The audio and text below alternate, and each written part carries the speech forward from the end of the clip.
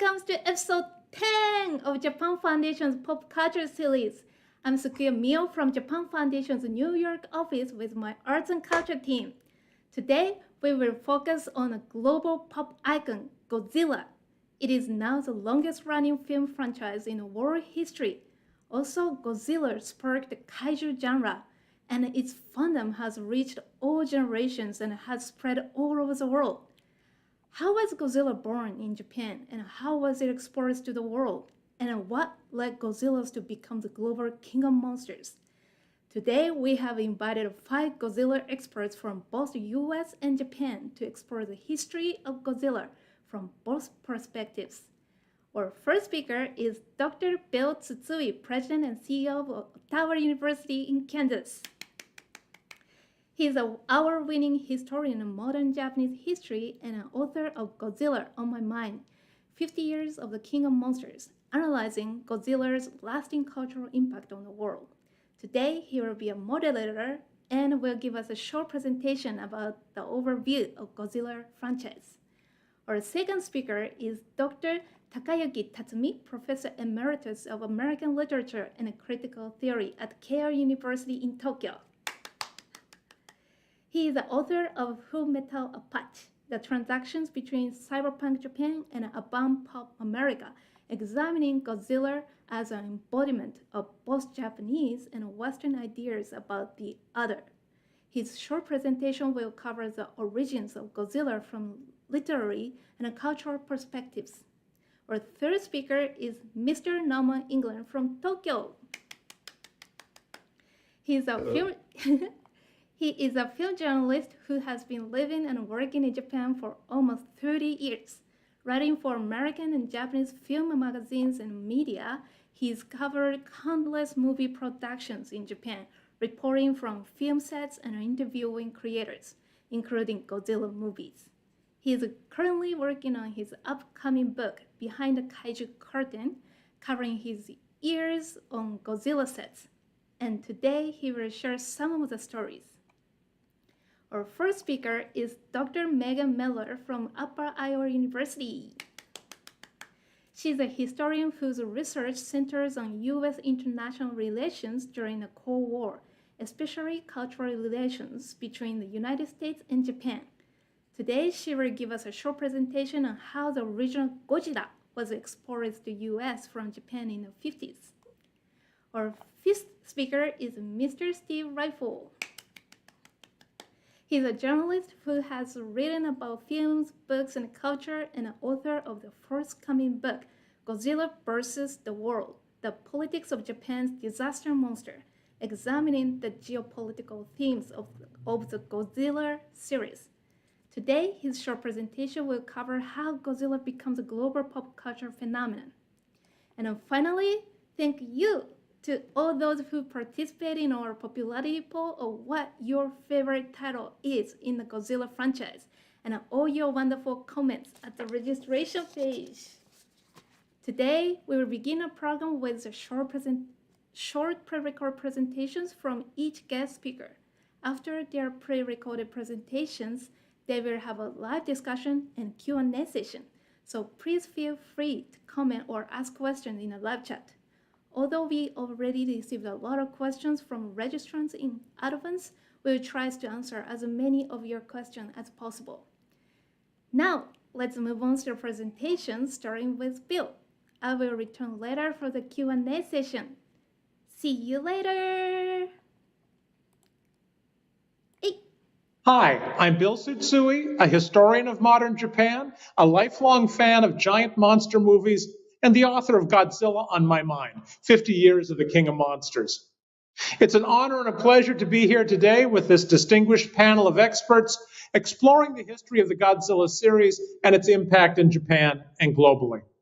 I hope you will enjoy our presentations and conversation, participate by asking questions or offering comments, and have some fun thinking and learning about one of Japan's most enduring pop culture exports. My job starting off this event is to provide some very brief background on the Godzilla movies, because while everyone, I think, is aware of Godzilla as a media icon, not everyone may be as familiar with the history of what may well be the world's oldest and longest running film franchise. Godzilla is now just over 65 years old, which means the big guy is officially a senior citizen and most of his scales have turned gray. Indeed, Godzilla was always gray, not green as he's usually portrayed in the media. Over those 6+ decades, Godzilla has starred in 33 live-action movies, 29 made in Japan by the major studio Toho and 4 in Hollywood, as well as 3 feature-length anime, and most recently, the animated series Godzilla Singular Point. More than once, the Godzilla series has looked to be on the verge of extinction, but it has always come back, and today the franchise is flourishing. The first film, and I would say the greatest of them, was Gojira, released in 1954, and was a dark, ominous, politically charged film that introduced the idea of a dinosaur rendered monstrous by American H-bomb testing that proceeds to attack Tokyo. The movie was a hit in Japan and was subsequently heavily edited, some would say censored, with most of the anti-nuclear political message removed for distribution in the United States in 1956 as Godzilla, King of the Monsters. The Godzilla series and Godzilla himself have changed considerably over the decades in the themes addressed, the audiences catered to, and the character and appearance of the monster. In the 1960s, the Godzilla films became more lighthearted, less overtly political, and more targeted at youth audiences. From the 1980s into the new millennium, the series turned more serious and somber again, and utilized more sophisticated special effects. The most recent films, including the 1998 Godzilla, made by TriStar in Hollywood, a new series in the Legendary Pictures Monsterverse franchise starting in 2014, and the most recent Toho offering, Shin Godzilla in 2016, have breathed new life into the monster and engaged with timely issues like climate change, political gridlock, and natural disasters. Godzilla's success launched a new film genre, kaiju movies, and spawned a virtual menagerie of new cinematic monsters, both those in the Toho series that fought Godzilla, Mothra, Kingidra, Rodan, and so forth, and those created by other Japanese studios seeking to tap into the popularity of creature features, most notably Gamera, the giant flying turtle. Foreign filmmakers also sought to get into the act, from Gorgo in Britain to Pulgasari in North Korea to The Host in South Korea, to more recent Hollywood blockbusters like Cloverfield and Pacific Rim.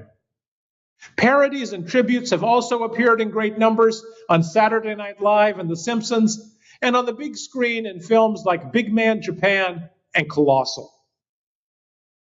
Although many people don't take Godzilla movies very seriously, with an actor in a rubber suit walking through miniature cities, Godzilla should be recognized as a pioneer, as the first creation of post-war Japanese mass culture to gain international exposure and acclaim.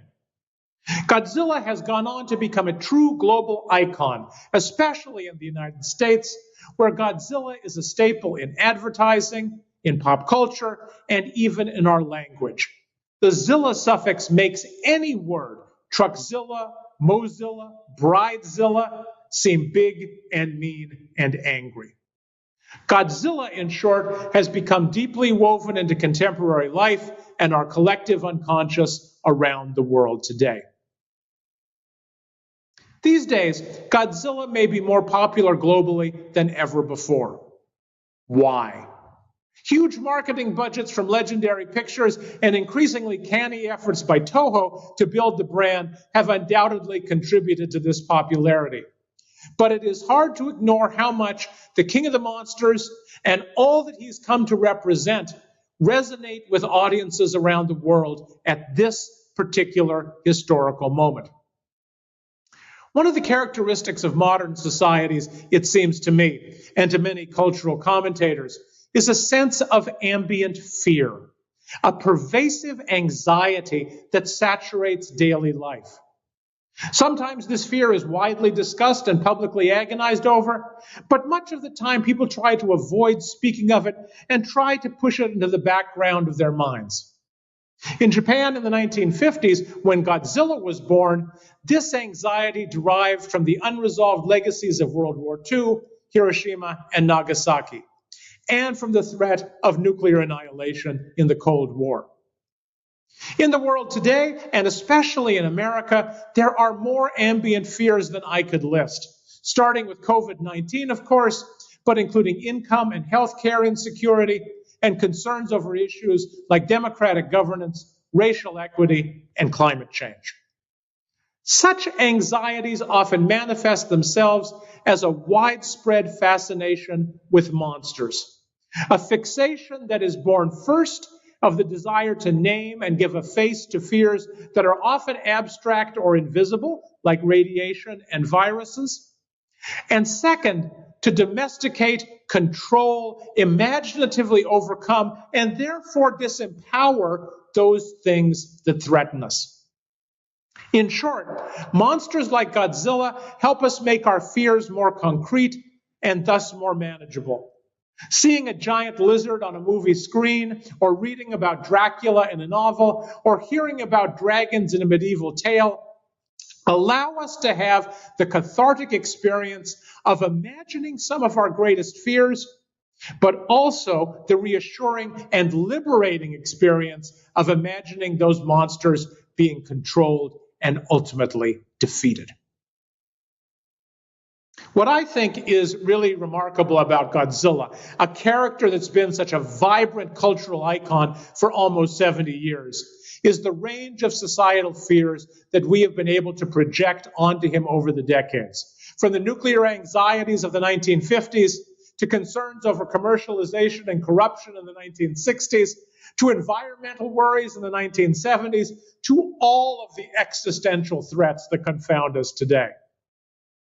While Godzilla really only has one setting, outsized, irate, destructive, he has amazingly avoided being typecast and has performed a wide variety of roles: villain and hero, metaphor and symbol, manifestation of radiation or death or memory or any number of other things over an incredibly long career. As you will hear from this amazing panel of experts, Godzilla can teach us all a lot about the history of Japan and the world since World War II, about the globalization of popular culture, about what frightens and fascinates us, and about ourselves. Thank you for being here. Hello, everyone. I'm Takayuki Tatsumi. I'm invited here just because my book, Full Metal Apache, published in 2006 from Duke University Press, included a chapter called Waiting for Godzilla. So today I would like to develop my theory about the King of Monsters. So then let me start by showing you my PowerPoint. Okay, so what today's title is On the Origin of Godzilla's Species. Let me start. The first science fiction I read as a schoolboy was The Lost World by Arthur Conan Doyle.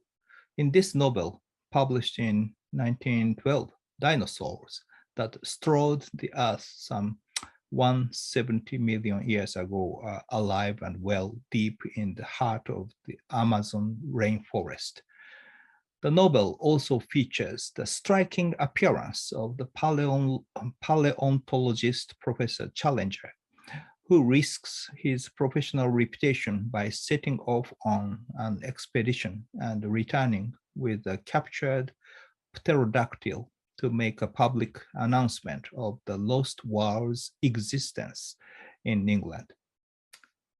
The impact of the lost world very naturally carried me into Jules Verne's A Journey into the Center of the Earth, published in 1864, which also fascinated me with a number of dinosaurs inhabiting the hollow earth. Therefore, the latest film, Godzilla vs. Kong, the fourth work of the MonsterVerse series, attracted me very, very much, for it not only revived the very hollow earth Jules Verne conceived in the mid-19th century, but also reminded me of the etymology of Gojira, not Godzilla. As the original film Gojira, Honda Ishiro directed in 1954, precisely shows, this proper noun Gojira, consisting of the three Chinese characters, Gojira, was a name given to a legendary monster by the inhabitants of the fictitious Oto Island, belonging to the Ogasawara Islands, that is, the Bonin Islands, nicknamed as the Oriental Galapagos.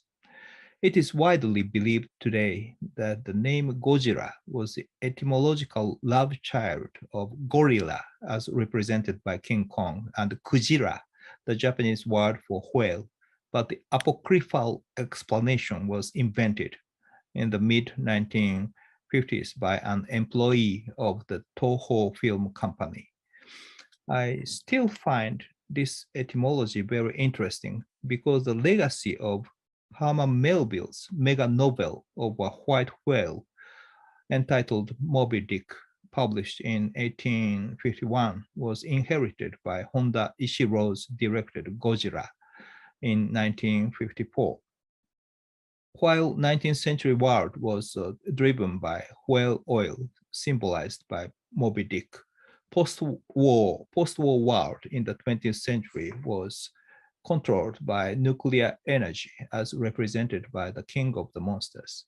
In his 1963 manifesto, Dear Iwan Efremov, a critique of socialist science fiction theory, Komatsakyo, one of the pioneers of modern Japanese science fiction, states as follows, quote, Godzilla is a symbol of the nuclear fears that have been revived in the current age by technological progress. It is a contemporary monster as compelling as Moby Dick was in its time, unquote.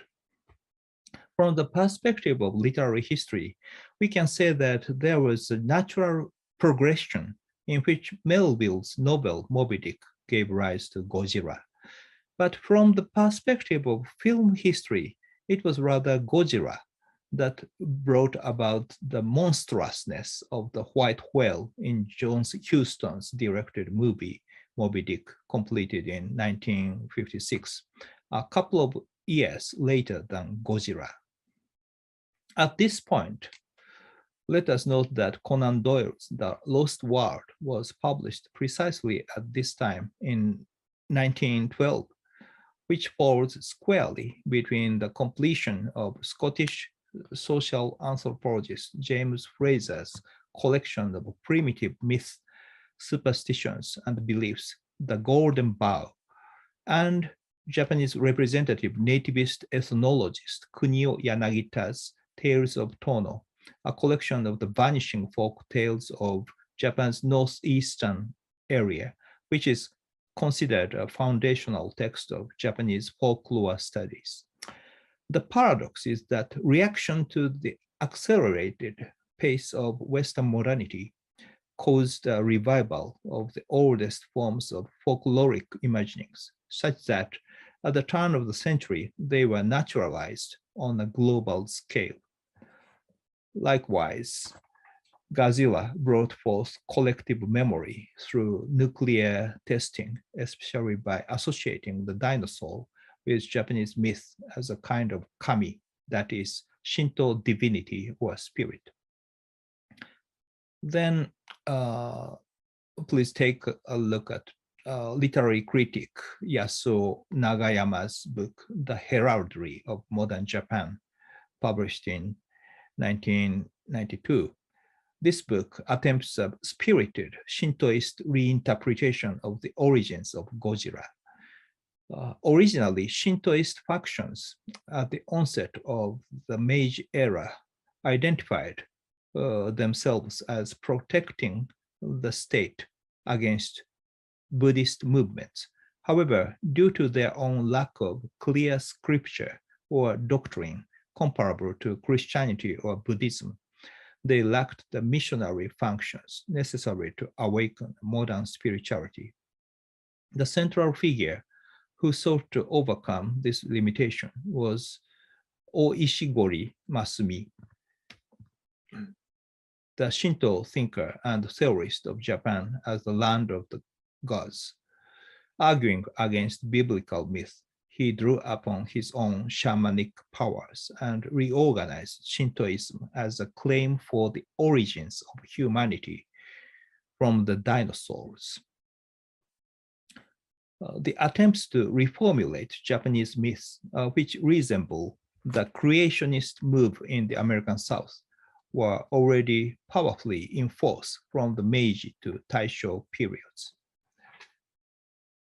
Much as the essence of a state theory called Leviathan took shape and spread through Western Europe, thanks to Thomas Hobbes, it gained currency in Japan after the Meiji Revolution amidst the upheaval over theories of reconstructing Japan as a sacred nation and in the wake of Darwinian evolutionary theory.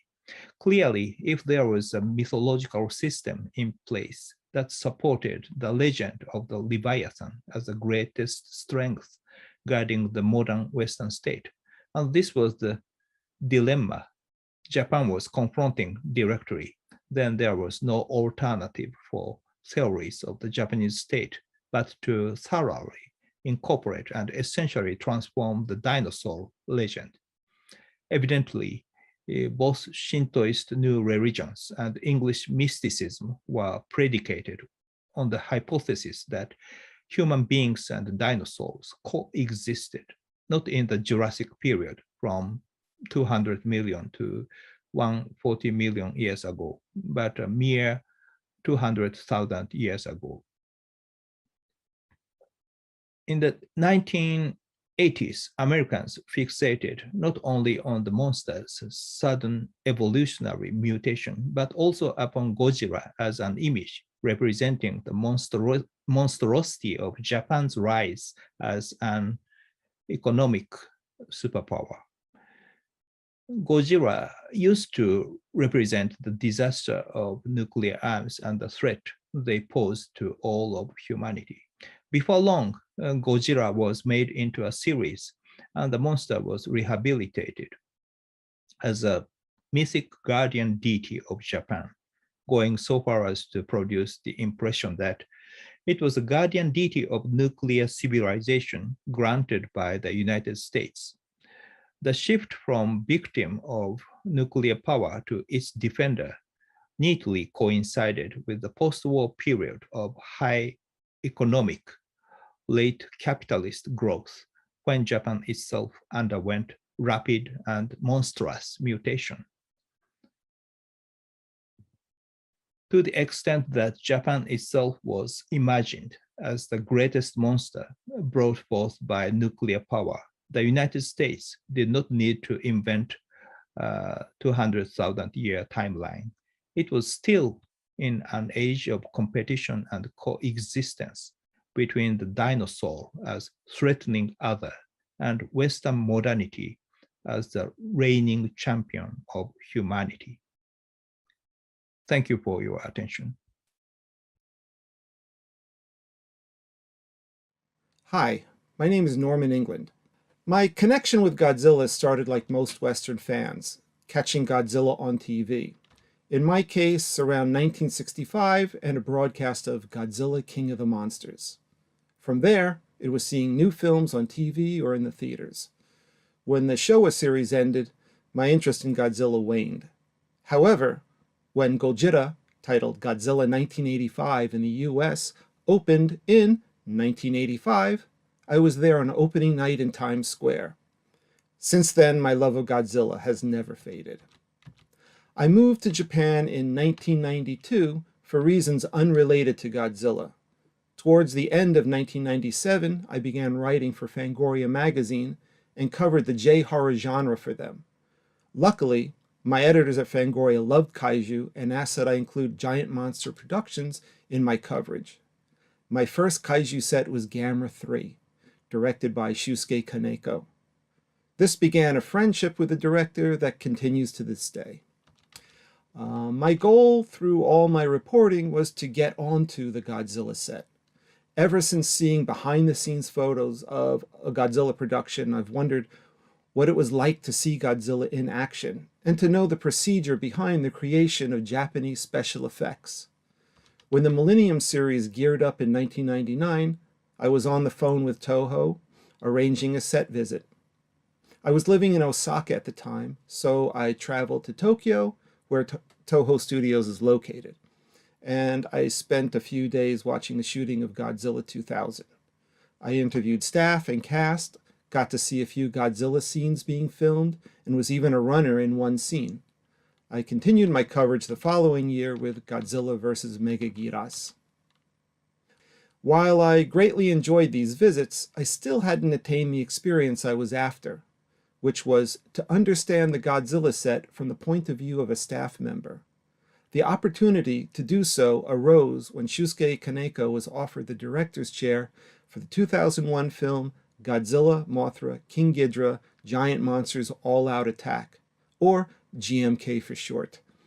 With Kaneko-san's help, I moved to Shimokitazawa, a town in Tokyo a few stations away from Toho, and was able to swing permission to be on set as often as I pleased. There's always so much to share when it comes to my experience on the Toho Godzilla set, but for tonight I'd like to touch upon the Godzilla set and its adherence to tradition. Before getting into that, I'd like to explain the arrangement of Godzilla productions. Productions are divided into two crews, Hompen, live action, and Tokusatsu-han, special effects. Each crew has its own director. This method was born during the first Godzilla film in 1954, when live-action director Ishiro Honda shared a director credit with effects chief Eiji Tsuburaya. In the case of GMK, Kaneko for live-action and Makoto Kamiya for special effects. My focus tonight will be on the special effects set. After a few weeks on GMK and getting used to the layout, the work pace, the staff, I noticed that it looked very much like set photos taken 20, 30, and even 40 years ago. The only noticeable difference was in the fashion worn by the staff. For confirmation, I asked Takashi Nako, the still cameraman on the effects set, who'd worked at Toho since the Mysterians in 1957, how different it was today compared to when he started. He told me, "It's the same. Little has changed over the years in how the crew goes about prepping and shooting. Everything you see here is handed down knowledge." On the one hand, I was glad to hear this. On the other, isn't this Japan, where everything is technologically advanced? Wouldn't the crew be using all sorts of technology envelope-pushing devices? Actually, it's a misconception Westerners have in the thinking that Japan is at the forefront of technology. This is especially the case when it comes to the arts, and especially true if something has been around long enough to become institutionalized, like the Godzilla set. Of course, new ideas and techniques are introduced, but they don't replace what's come before. Basically, once something worms its way into Japanese culture, it's very hard to remove. If anything, Japanese try to make the new and the old coexist, which is what I discovered on the Godzilla set. The Japanese fans themselves have a hand in this and often judge a new film by its adherence to traditional methods. To get ahead of myself, after GMK opened, I was at a party given by some of Japan's most hardcore Godzilla fans. A friend there was unhappy with the Godzilla in GMK because it had, in his words, too many gadgets. He preferred a stiff suit brought to life by the skill of the suit actor. Well, I understood his feelings. One of the things that drew me to the world of Japanese special effects was its strong organic feel, a quality once present in Hollywood. For example, the stop-motion work of Ray Harryhausen and Willis O'Brien, and anything produced by George Pal. Still, I felt a couple of mechanics to make Godzilla look more realistic wasn't enough to scream heresy. I think the key word here is coexistence. It isn't like the Godzilla crew was unaware of new technologies and against their use. It was more a feeling of how can we do something new that doesn't trample on what's come before. To illustrate how tradition-based the Godzilla set is, I'd like to share with you how a typical effect shot is handled. This is culled from the time I spent at Toho on the Godzilla set between 1999 and 2004. Godzilla effects are usually shot in Stage 9, one of the largest sound stages in Asia. Like a small village, 9 is divided so that each crew, camera, lighting, art, kaiju suits, pyrotechnics, etc., has its own space. About a quarter of 9 is devoted to the area where Godzilla is filmed. Let's say the scene is of Godzilla smashing a building. The crew starts by bunching together several rolling flatbed tables. Once locked in place, the camera is set in front of them. Led by the art director, the crew carries over miniature buildings that they lay atop the tables. Once the buildings are arranged, the art staff adds roads and sidewalks and puts signboards atop buildings. Throughout this, the art director peers through the camera lens to point out sections needing attention and detail. This process, depending on how elaborate the shot is, can take several hours. Unlike prefab buildings made from wood, a building earmarked for destruction is made from plaster.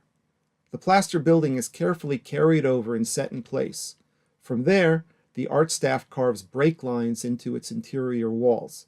This is done so that when a building explodes, it breaks in small chunks that makes the structure look larger than it really is. At the same time, the pyrotechnic crew wires charges throughout the inside of the building. They group the wire ends together and string them to a detonator nicknamed the shamisen because of its resemblance to the traditional Japanese stringed instrument. During the take, an experienced crew will run a steel rod across the metal strings of the shamisen that will complete the connection and set off the charges. The timing, done by hand, has to be perfect. Otherwise, it can look as if the building blasted apart before Godzilla even touched it, which I've seen happen once or twice. Through all of this, the suit staff has been checking the Godzilla suit, ensuring its mechanics are in order and sealing any tears that may have appeared. The suit actor has spent his time going between stretching exercises to discussions with the director. He will also walk around the set to get a feel for the upcoming shot. One of the things I've noticed about suit actors is that they are very personable. They kid and joke with the crew and seem to wear a perpetual smile. Finally, when the set is ready, the heavy Godzilla suit is wheeled over. It takes a few men to lift the suit on stage. The Godzilla suit is then positioned and the suit actor enters through its back. Feet first, then arms in, and finally his head goes in and up into the suit. The staff then secures the iconic fins into place. After a few dress rehearsals, the director calls for action. Godzilla moves down the road, lifts a hand, and brings it down on the building, which explodes via the shamisen operator off-screen. One point they found particularly culturally different on the Godzilla set was a lack of the American thinking of, "It's not my job." For better or for worse, unions are non-existent in Japan. So you don't get Teamsters threatening you if you touch a cable. When something heavy needs moving, crew members from every station will lend a hand. Even me, I did a number of jobs on Godzilla, from moving stuff around the studio, to helping build miniatures, to being an actor. And also, I maintained a series of set reports during the productions of GMK and Godzilla against Mechagodzilla called The Norman Report for Toho's Godzilla website. I made a lot of good friends on the Godzilla set. One staffer I really liked was a man named Isao Takahashi, who was art director on the effects set of Godzilla 2000 and then second art director throughout the rest of the Millennium series. Not a day went by that Isao wasn't trying to explain Godzilla to me in ways that reflected Japanese culture. I remember one day when he put the Japanese approach to special effects like this. Imagine special effects as a meal. In the West, you get large portions of a few items. In film terms, this means a few big money shots. In Japan, we view effect films like our multi-course meals called kaiseki ryori.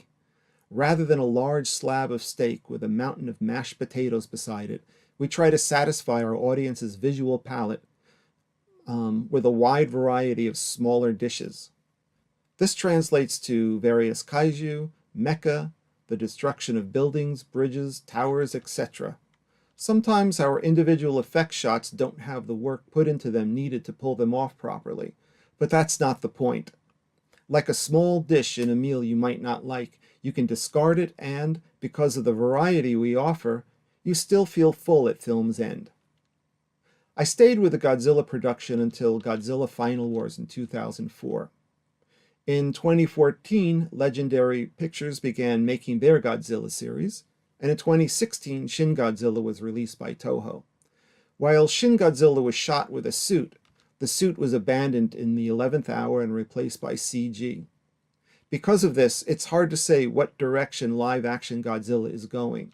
In recent days, in an attempt to coexist between old and new, Toho has produced some Godzilla shorts and TV commercials utilizing both traditional and CG methods. Although he's no longer with Toho, longtime Godzilla producer Shogo Tomiyama said to me one night about 5 years ago, "My feeling about the Toho Godzilla and the Legendary Godzilla is this. Legendary's function is to make a Godzilla for the world market that uses the latest technology. The Japanese Godzilla should, in my opinion, adhere to tradition. In this way, they are not in competition, but instead complement each other." Whether this is good business or not, I don't know, but I guess I can agree with him. Anyway, thank you very much for listening.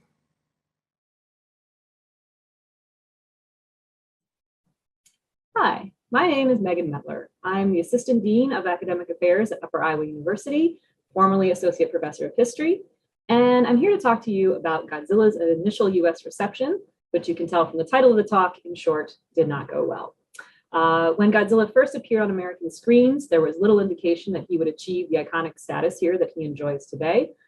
Few critics at the time, which was 1956, deigned to even review the movie, and when the New York Times' Bosley Crowther did, he called Godzilla, quote, "a miniature of a dinosaur made out of gumshoes, smashing about $20 worth of toy buildings and electric trains."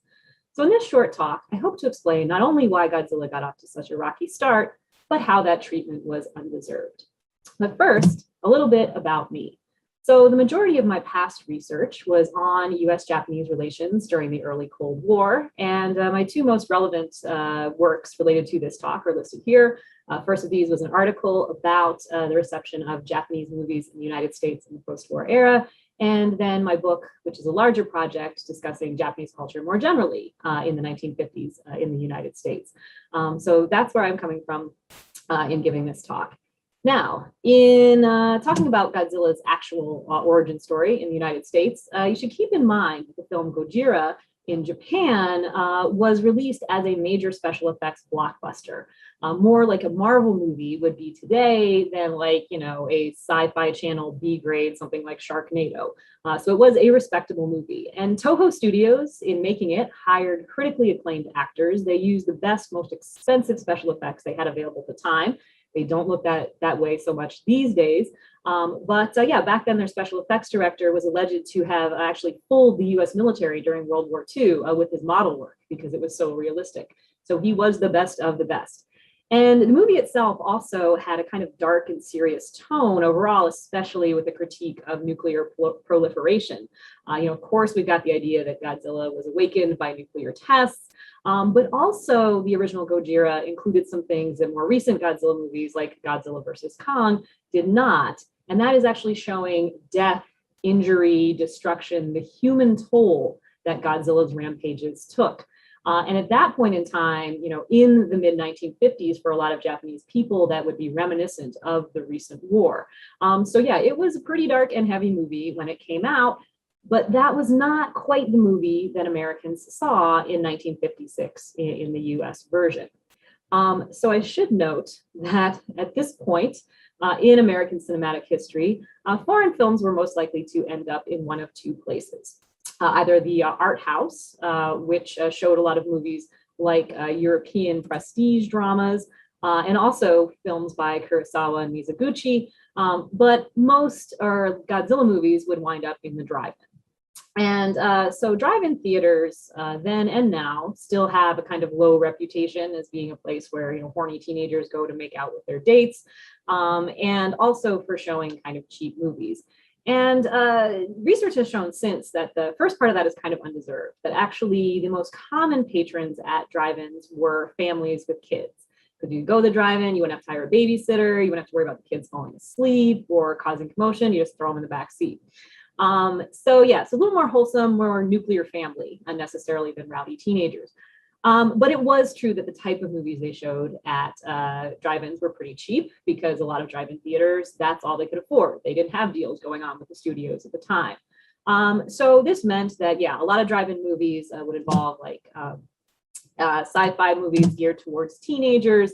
So there would be a lot of teenage werewolves and vampires and other baddies that appealed to the juvenile set.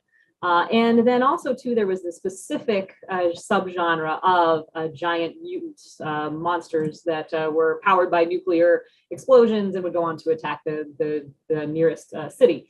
So like a good example of this would be Them, where giant ants attack the US Southwest, or also The Beast from 20,000 Fathoms, where you have a giant dinosaur attacking New York City, which allegedly inspired Gojira in the first place.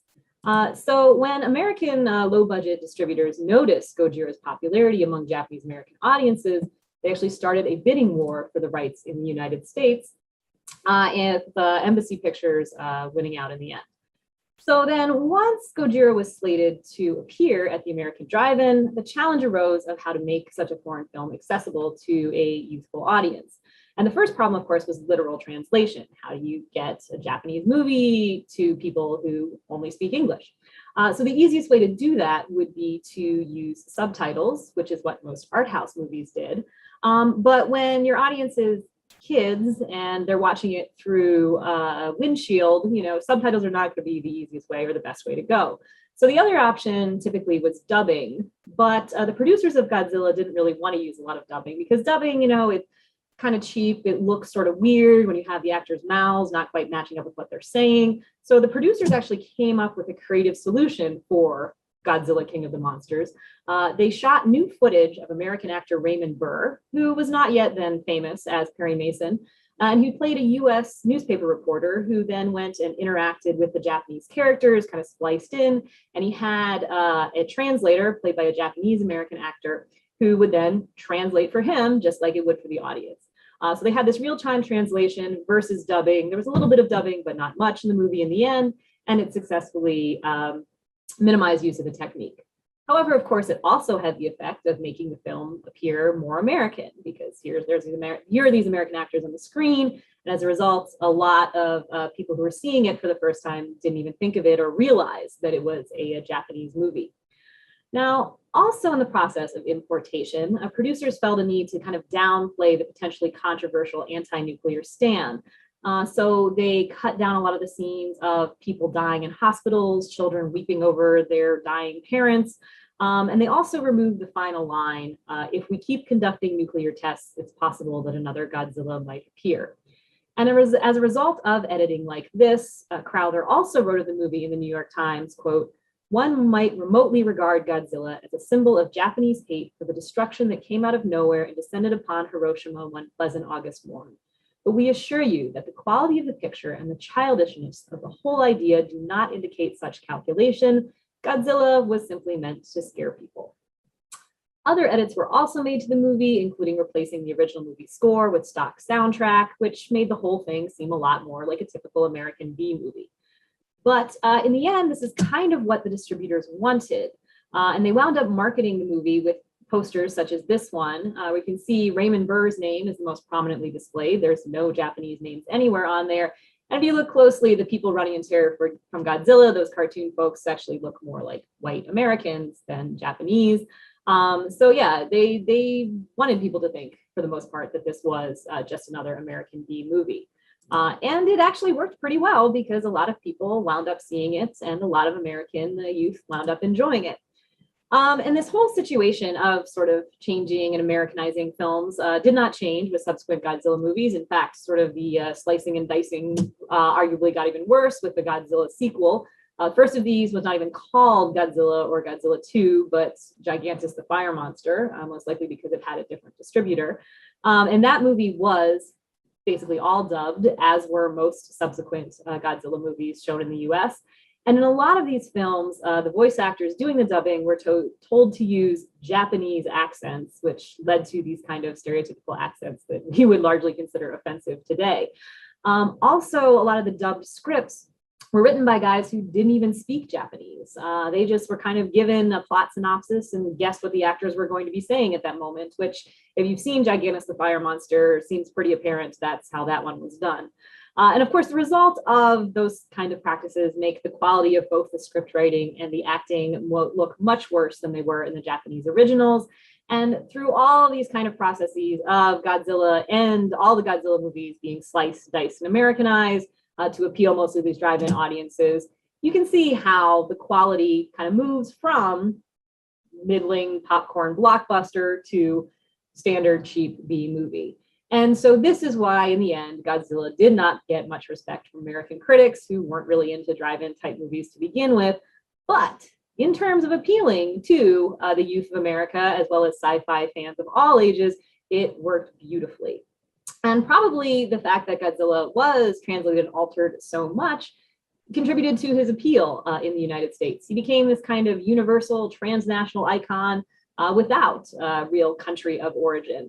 And so today, he continues to have fans on both sides of the Pacific. His popularity knows no boundaries. And it seems as if at this point in time, Godzilla finally has gotten the respect that he so long has deserved. And thank you.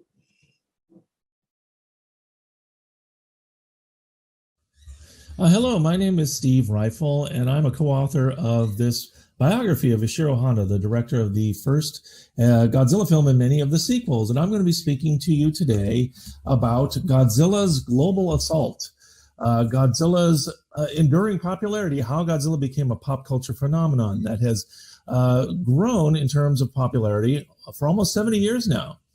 So how did we arrive at this point in time where Godzilla is now a Hollywood franchise and its origins as a Japanese monster are somewhat obscured? It's difficult, I think, to accurately gauge how popular Godzilla really is because there's no data on that. But I think it's safe to say that the Hollywood CGI Godzilla that you see here on the right has somewhat overshadowed the original man-in-suit Godzilla on the left. From the very beginning, Godzilla was international by nature. We all know by now that Godzilla is a thematic product of the atomic bombings of Japan, but creatively, Godzilla was inspired by King Kong and by the beast from 20,000 Fathoms, which also has a dinosaur reanimated by an atomic bomb test and attacking a major city. Much of Godzilla's creation, though, as well as its lasting popularity and relevance, I think is due to a series of coincidences and circumstances. For instance, Toho Studios in 1954 had the talents of special effects wizard Eiji Tsuburaya at the helm, at the ready, which made Godzilla possible, even though Japanese film was behind Hollywood technically at the time. Also at the time, Japanese cinema was actively attempting to expand its reach around the globe. But rather than a prestige picture like Seven Samurai, it was actually Godzilla that was Toho's first international sale, major international sale. And the success of Godzilla was also propelled by a worldwide science fiction movie boom in the 1950s. From the beginning, also, you could say this was a transnational monster. The Americanized version of the first Godzilla film, which was seen in more parts of the world than the Japanese version, was disguised as a Hollywood movie, and it was released with an American protagonist inserted into the story, and that was, of course, Raymond Burr. Now, the real catalyst, though, for Godzilla's career was actually King Kong versus Godzilla, the original one. There hadn't been a Godzilla movie for 7 years, and it was purposeful that Toho actually brought Godzilla back specifically to fight King Kong, which was a much more popular monster, and that explains why Kong received top billing in this film. This was a huge box office sensation in Japan. It actually remains the most highly attended Japanese Godzilla film of all time. And its success, that's what really launched this series of Godzilla versus so-and-so type of films. There was one of those films almost every year for more than a decade from this point forward. This film was a satire of Japanese television and Japanese advertising wars. And as a result of that, Godzilla becomes something of a comedian in this film. And that sets the stage for its humanized and somewhat humorous personality in the coming years. The American release of this film was very poorly edited and redone. And that was one of the first things that really started to cement Godzilla's reputation abroad as a bad movie icon. Now, this film, this is really the first collaboration between Toho and an American production company on a Godzilla film. Nick Adams, who was a big TV star in the early 60s, he went over to Japan to star in this movie in 1965, and that gave the film an international appeal from the get-go. You didn't have to edit someone like Raymond Burr into the movie. And films like this one, as well as King Kong versus Godzilla, Godzilla versus the Thing, Destroy All Monsters, these films from the 60s became the bedrock of Godzilla's popularity around the world, because as the movie business changed, these films went into heavy television syndication for decades, and that's really where Godzilla's fans, generations of fans, fell in love with him. This was also, importantly, this was also a time when Japanese pop culture content such as Astro Boy, Speed Racer, Ultraman, these things started popping up on television around the world outside of Japan, and Godzilla had really opened the floodgates for what we see today, when Japan is really one of the world's leading exporters of popular culture. Now, by the 1970s, Godzilla had been reduced to a children's matinee star. Some of the movies from this period are rather infamous. Godzilla vs. Hedera, the Smog Monster. This film was, somewhat surprisingly, it was influenced by a very serious nonfiction book, Silent Spring, which had exposed the dangers of pesticides and toxic waste. Nevertheless, it's a uniquely bizarre movie, and it ended up in the Medved brothers book, The 50 Worst Films of All Time, just a few years later. Godzilla vs. Megalon. This is usually considered the worst Godzilla film of all time, and yet it received tremendous exposure in the United States in the 70s. And so this is how the prevailing impression of Godzilla as a symbol of movies we love to hate, love to ridicule, was established well before MST3K, and it's been a reputation that's hard to undo. Now, several Hollywood filmmakers had tried to make an American Godzilla with updated effects for over a decade before Roland Emmerich and Dean Devlin succeeded, but their Godzilla defied popular expectations. The filmmakers were more inspired by things like Jurassic Park than they were by the old Godzilla films. And they had a French nuclear test, not an American one, creating the genesis of the monster. So this is another step in Godzilla's displacement from Japan in popular culture and its evolution into something more international and generic. This film received almost universally poor reviews when it came out, but ironically, adjusted for inflation, its box office is the best in the entire Godzilla franchise, Japanese or Hollywood. And in recent years, a lot of new, younger fans have embraced this film. It's become their Godzilla. Another important milestone was the release in 2004 of the original Japanese language uncut version of Godzilla across the United States. Until this time, the Raymond Burr version was the only official version of this film available in the United States, and a lot of critics were either unaware of the original Japanese version and its focus on the atomic bomb's connection to Godzilla, or they just had no way of seeing it.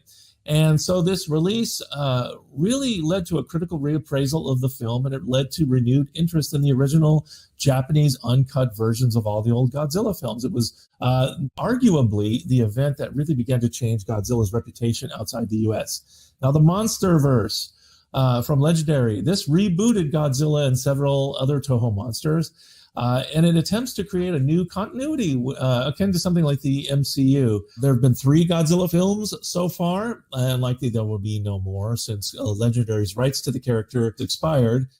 And these films reposition Godzilla as something of an earth god, a force of nature. They touch on climate change and nuclear catastrophe. But in a strange twist, these films have Godzilla basically fighting alongside the U.S. military, which is a major thematic shift. Godzilla in 1954 arguably represented the U.S. firebombing of Tokyo. So Godzilla is further taken out of Japan in these movies as well. In none of these films does Godzilla actually set foot in Japan. Nevertheless, there's a considerable worldwide fan base for these films, as evidenced by the traffic on social media. So, with Shin Godzilla 2016, it was as if Japan was reclaiming Godzilla as its own. This is a unique film made by the creator of Evangelion. It uses the 3/11 earthquake and tsunami and disaster, the nuclear disaster, as a framework to satirize the inefficiency of the Japanese bureaucracy. The movie delves a bit into controversial questions about the Japanese post-war constitution and Article 9 and whether or not the country should have an independent military of its own. Nevertheless, the young generation in this film finds a non-military solution to save the country. The film was extremely popular. It won all sorts of major awards in Japan, which is somewhat surprising given that Godzilla really isn't all that super popular in Japan anymore. Godzilla's audience seems to have shifted overseas somewhat in recent years.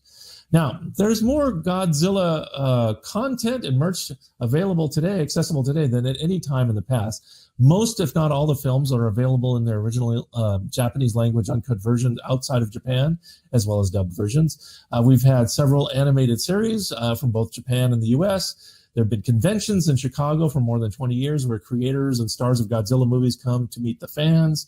And perhaps the ultimate sign of Godzilla's acceptance as a classic film franchise, it's been accepted into the prestigious Criterion Collection. So, from the beginning, we see that Godzilla was always something of an international phenomenon, and that's been key to its growth in popularity over 60 plus years now. Godzilla smashing cities, fighting other monsters, the old familiar formula. That formula is fairly well exhausted, and I think the key to further longevity will be finding new ideas and new stories where Godzilla remains relevant. Toho has shown recently that it's willing to hand Godzilla over to filmmakers who aren't married to those old formulas. Shin Godzilla and Godzilla Singular Point come to mind. And so it's going to be interesting to see what the future holds for the next 70 years of this King of the Monsters. Thank you very much.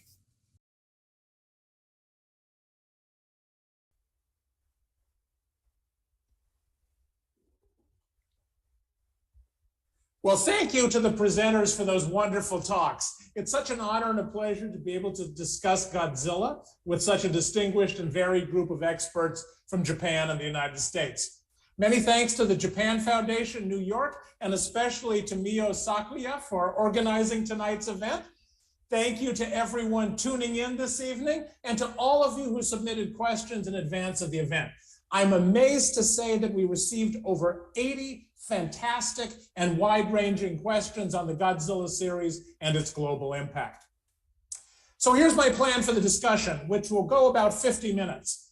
Since we have so many great questions submitted by registrants, we're going to jump right into those, focusing first on the origins and history of the series in Japan, how it evolved over the decades, and how the films were produced. Then we'll talk about the results of the poll that we conducted during online registration for this event, asking you all what your favorite Godzilla movie is and why. Thanks to everyone for voting and sharing their thoughts. The poll results were really interesting, by the way, and I look forward to hearing the panel's reactions to them.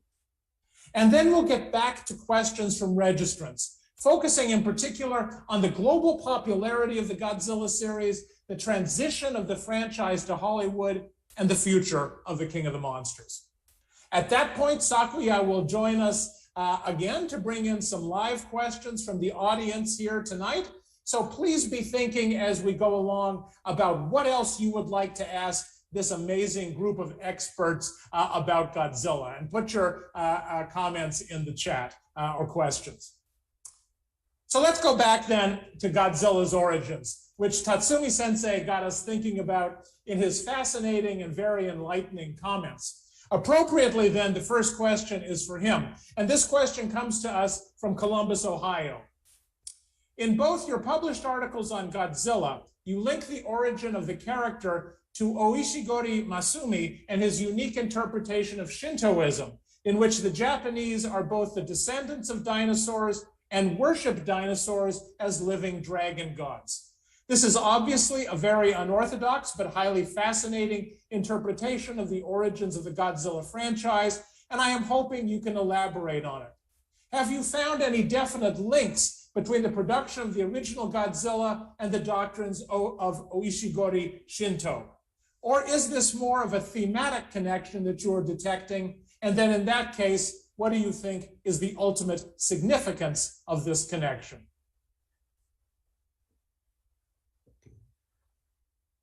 Tatsumi Sensei? Hi. So do you hear me? Yes. You hear me? Okay. So thank you for very insightful question.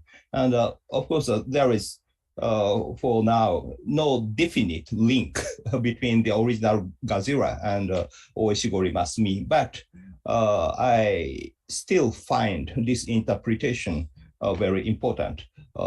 Chronologically speaking, Ray Bradbury's fabulous short story called The Foghorn, written in 1951, was incorporated into The Beast from 20,000 Fathoms, completed in 1953. Producer of Godzilla, Tomoyuki Tanaka, confessed that he got so intrigued by that film, The Beast from 20,000 Fathoms, as to produce a good monster film. SFX director Tsuburaya Eiji said he wanted to feature a giant octopus or any tentacles in the first place. So the American influence is evident from the beginning. However, producer Tanaka probably wanted to Japanize the dinosaur movie in a way. Hence, the Odoshima Island featured in the original Godzilla inherited the very old myth of dragon god.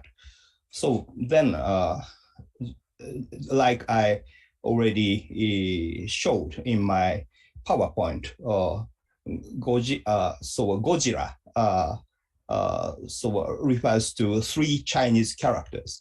So then, at this point, I would really like to reinterpret the name of Odoshima, part of the Bonin Islands and Ogasawara Islands. So, but this is an imaginary island inhabited by Gojira. So then, but for the meaning of Odoshima, Odoshima, if literally translated into Japanese, means soybean island. But its pronunciation reminds me of homophone Odoshima, signifying a very old woman. Odoshima, meaning very old woman, in a sense. So if Godzilla is a very old, ancient creature, the nomenclature of the island, Odoshima, makes perfect sense, I think. So then, this is my own reinterpretation of the very old myth of dragon god in Japan. So I hope this will be helpful for you. Thank you. That's terrific. Thank you so much. Keeping on this theme of sort of the roots of Godzilla, a question from Kalamazoo, Michigan. And it says, all the English scholarship I've ever read about the origins of the Godzilla films focuses on the role of Tanaka Tomoyuki and Honda Ishiro in developing the film, but hardly anyone ever mentions the hugely important role of sci-fi novelist Kayama Shigeru, who wrote the first draft of the script for the original 1954 film and the 1955 sequel. Could you say more about Kayama's role in the production of Godzilla? Why has his role been overlooked in all the English scholarship? Steve, do you want to go with that? Sure. Well, thank you, Bill, and thank you to the Japan Foundation for this presentation. And that's thank you to the questioner. That's an interesting question because it's true. Kayama's role has not been adequately recognized. I think just in simple terms, just because it's so difficult, it's probably not something that a genre film scholar is going to be able to tackle because it's a significant task. It probably is something more appropriate for somebody who is steeped in the study of Japanese and Asian literature, particularly genre literature, speculative fiction. Kayama was, he's not outside of Japan, obviously known as well as someone like Edogawa Rampo, but he was really significant a writer of speculative fiction, particularly in the post-war period. He started publishing, I believe, in the 1940s, publishing short stories. And his contribution is significant, not only in terms of literature, but he obviously wrote because of his popularity, was chosen to write the original story that became the basis of the film Godzilla. A lot of people have pointed out the similarities between the story that he wrote, which, by the way, in his original draft, many elements of that story, obviously there were embellishments and things that fleshed it out into a full-fledged movie screenplay, but many of the elements of the story of the film were there from the very beginning in Kayama's writing. And he also contributed not only to Godzilla, but also to things like Half Human, which is a very interesting genre film from Toho, which came out just about a year after Godzilla. It's very problematic and somewhat controversial film. It's been suppressed for many years. And also he wrote some material that made its way into the Mysterians. His writings he was very interested in cryptozoology, cryptids, and in lost cultures. In fact, if the original version of Half Human can ever be unearthed and hopefully distributed both in Japan and around the world, that's a really interesting, I think, insight into some of the things that Kayama was interested in. It's about a lost culture of cryptid creatures living in the Japan Alps, and it draws all kinds of allegories to the Barakumin, the situation of the Barakumin in Japan. So I do hope that his role can be studied more deeply in the future. I think that's a worthy thing, and we have it on good authority that the person who submitted this question actually is involved in the publication, the translation into English and the publication of some of Kayama's writings, including the original Godzilla novelization in the United States in the near future. And if that is true, I want to congratulate you and thank you, because that's a major contribution. Thank you. I couldn't agree more. It'll be great to see that in English. So there were a number of questions about the changes in tone and symbolism that took place in the Godzilla franchise over time, from the more somber films in the 1950s to the more entertaining movies of the Showa series in the 60s and 70s to the more serious Heisei and Millennium features. And of course, about the ways in which Godzilla evolves over the decades from a menace to Japan to a defender of the nation, and then perhaps into something more complicated. So just a couple of these questions as a sampler. First, from Ypsilanti, Michigan. Gojira was originally a symbol of the atomic bombing, but was later portrayed as a friend of Japan who had a child of his own and telepathic connections to human children. How and why did Godzilla morph from a symbol of the United States to a child-friendly symbol of Japan? And from Silver Spring, Maryland, was changing the tone, serious to less serious, of the Godzilla films an active decision made by Toho? How and why was this decision made? Steve, do you want to start us off again? Sure. Well, and I think it's common knowledge by now that Godzilla began its life as an avatar or an allegory for the atomic bomb, and that ties the monster back to the legacy of Hiroshima and Nagasaki. We've talked about the beast from 20,000 Fathoms, which was a primary influence on the creation of this film and the story. And that, of course, starts off as well with an atomic bomb explosion reviving a long dormant prehistoric creature. So that's the origin of that origin story is derived from American material.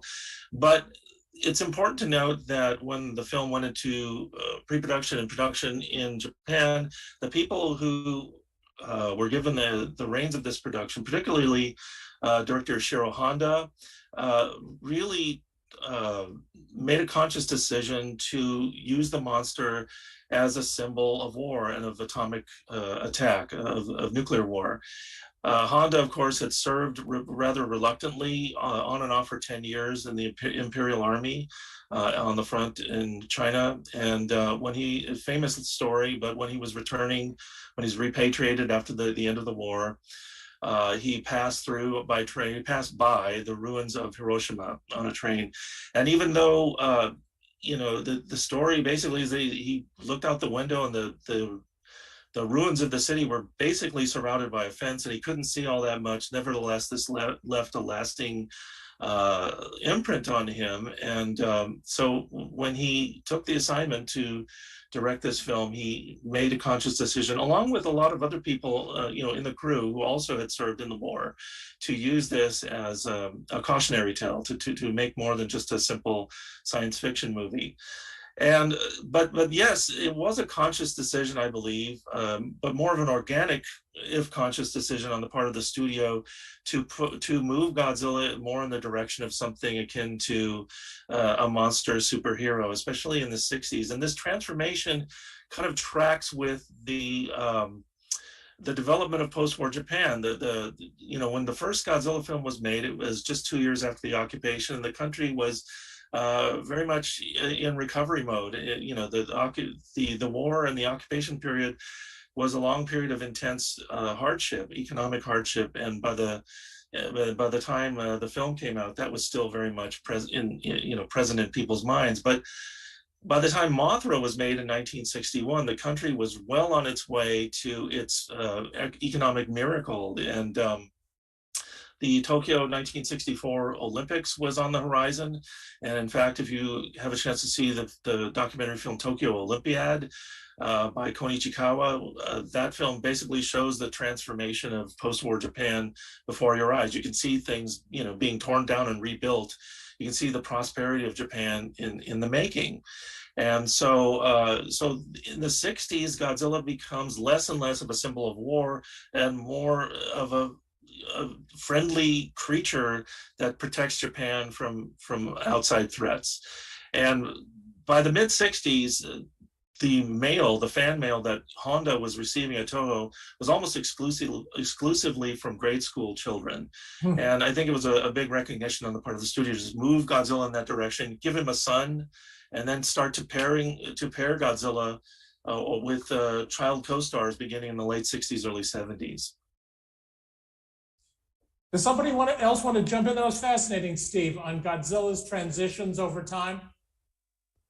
Well, I would just add, what Steve's points are, excellent. The thing, is that the Godzilla in the first film is just really not sustainable, over a long series. I mean, it's not like people are going to come back and back for the same kind of, it was perfectly,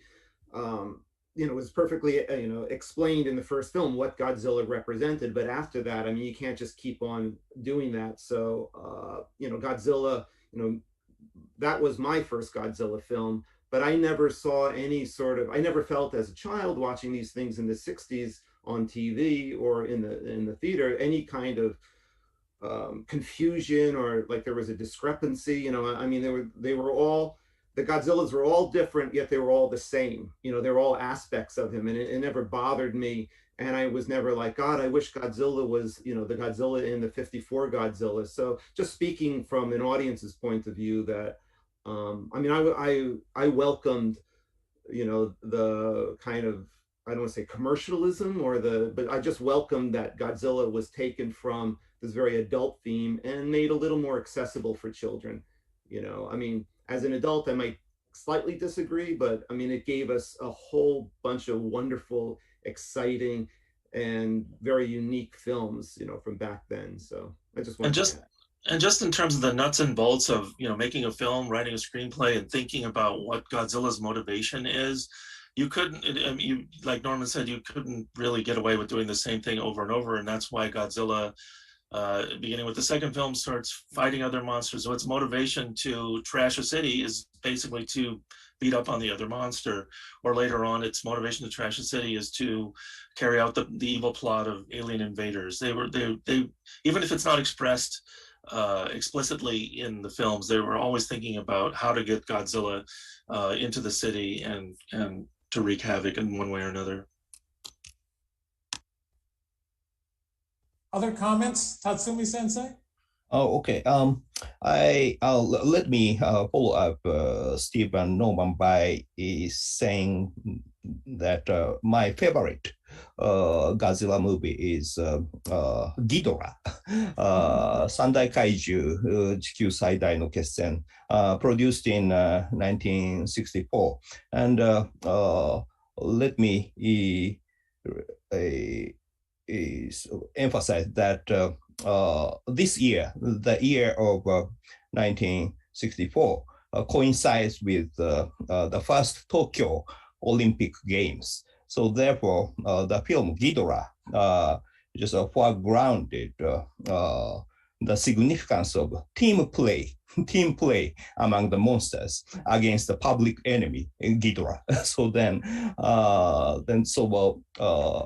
probably there is a close connection between the Tokyo Olympic Games and this film, Ghidra. And then I think that this is a kind of critical point of Godzilla franchise, I think.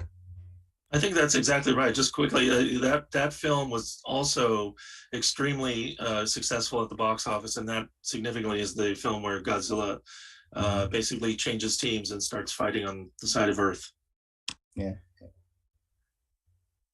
So we had a lot of questions from registrants about the various series within the Godzilla franchise, their relative merits, their reception in Japan at the time, their reputation in Japan today, and the enduring appeal of what many perceive as pretty formulaic films. So let me give you just an example, a sampling of some of these questions. So a question from Las Vegas, Nevada. What was the Japanese contemporary critical view of the Showa era films? And from Union, New Jersey and Dublin, Ohio, both of which ask about the Heisei series and its legacy. Everyone always kind of trashes the Heisei era, but I've never quite understood why. As ridiculous as some of the storytelling is, I feel like they're a lot of fun and have a good amount to offer. Thoughts? And from Toronto, Canada, what do you think it is about Godzilla specifically that means the films remain interesting, even though the formula changes very little? So lots to chew on there. Norman, you want to start us off? Okay, well, the question about the Showa series, the contemporary view on Showa, I mean, it's kind of hard to really tell because those films have become so deified, you know, that, I mean, it's really impossible to critique those films, especially probably the most popular one, just almost probably from a nostalgic point of view, is King Kong versus Godzilla, which I got an original poster of right here. I mean, that film, you know, if you came out and criticized that film, I mean, it's basically like drawing a target on your forehead and say, you know, attack me, attack me. You really cannot criticize any of these movies. So it's I mean, there isn't any real, you know, criticism of these movies other than just to write about how awesome they are. So it's really not, you know, it's not possible to really evaluate these things in a kind of scholarly way, or to really get any sort of, you know, what's the contemporary point of view on these films. Japan is not really a country that has a very well-developed criticism, you know, so, you know, actually me and Steve were talking about this earlier today, is that, you know, criticism in Japan was very developed in the 20s, very developed in the 50s, but it's really not so finely tuned today. And just going into the Heisei series, I mean, the Heisei series, I mean, you know, you know, in the early 1970s, you know, Japan's cinema was kind of in a decline, and Hollywood films were really eclipsing, what the Japanese were attempting to do, especially with Star Wars, Close Encounters. I mean, all these films are really leaving Japan and their special effects in the dust.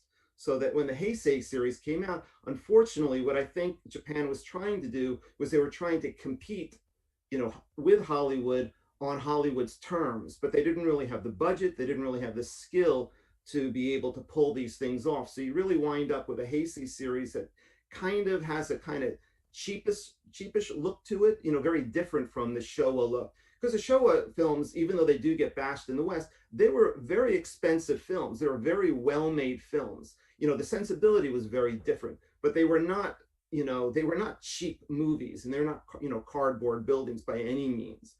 On a personal level, I saw most of the Heisei series in Japan in the theaters, when I moved to Japan in 1992, and I really loved them. They were very exciting. They were very different. I didn't feel that they were on the same level of the Showa films, but I mean, a lot of people loved them back then, but over the years, even in Japan, the opinion of them kind of dropped, and they were seen as like pandering to Hollywood, trying to you could see the especially in like Omori's scripts, that there was a real, you could say he was playing homages to Hollywood films, but it was really like there was a complex going on inside of these things. And like I said, on a personal level, I actually grew to hate the Heisei series. And then the past couple of years, I've come to reevaluate them myself. And I actually have been watching them more than the Showa films recently. And I'm really just enjoying just how kind of wacky and kind of how bold they are in a way, trying to do things that they can obviously not pull off, but they're just going to do it anyway. So, I've kind of had like a love-hate with the Heisei period, and you're kind of catching me when I'm like in the love period right now. Especially, people laugh at me, but Space Godzilla, which was a film I loved in the theater, then like I saw it again 10 years later. I was like, oh my God, this is garbage. And then recently, I can't stop listening to the soundtrack, and I'm like, I don't know what it is. I just enjoy the film so much nowadays. So, but I do think that they are, on a technical level, on all levels, somewhat inferior to the Showa films. I gotta say, I'm with you, Norman. Godzilla versus King Ghidra is one of my favorites of all time, and I think you've inspired me to go back and watch it again. By all means, by all means. Yeah, but I just wanted to add, unfortunately, it's very difficult to find really good critical information about these films, because all the Godzilla films, I mean, they have such a fan base in Japan, and the fans are very passionate, and the fans, especially on Twitter, are brutal, and you do not want to fall under their gaze or anything. So people tend to shy away from criticizing Godzilla films, especially older ones. One interesting thing about the Heisei period, I know we include the Return of Godzilla in this period because technically it is, but that's a very different type of film than the ones that came after. Godzilla versus Biollante, starting in 1989, that was really kind of one of the first times Toho was willing to turn the Godzilla franchise over to somebody who was kind of from outside the system and had more of an independent-minded approach. And that was Kazuki Omori, who Norman mentioned.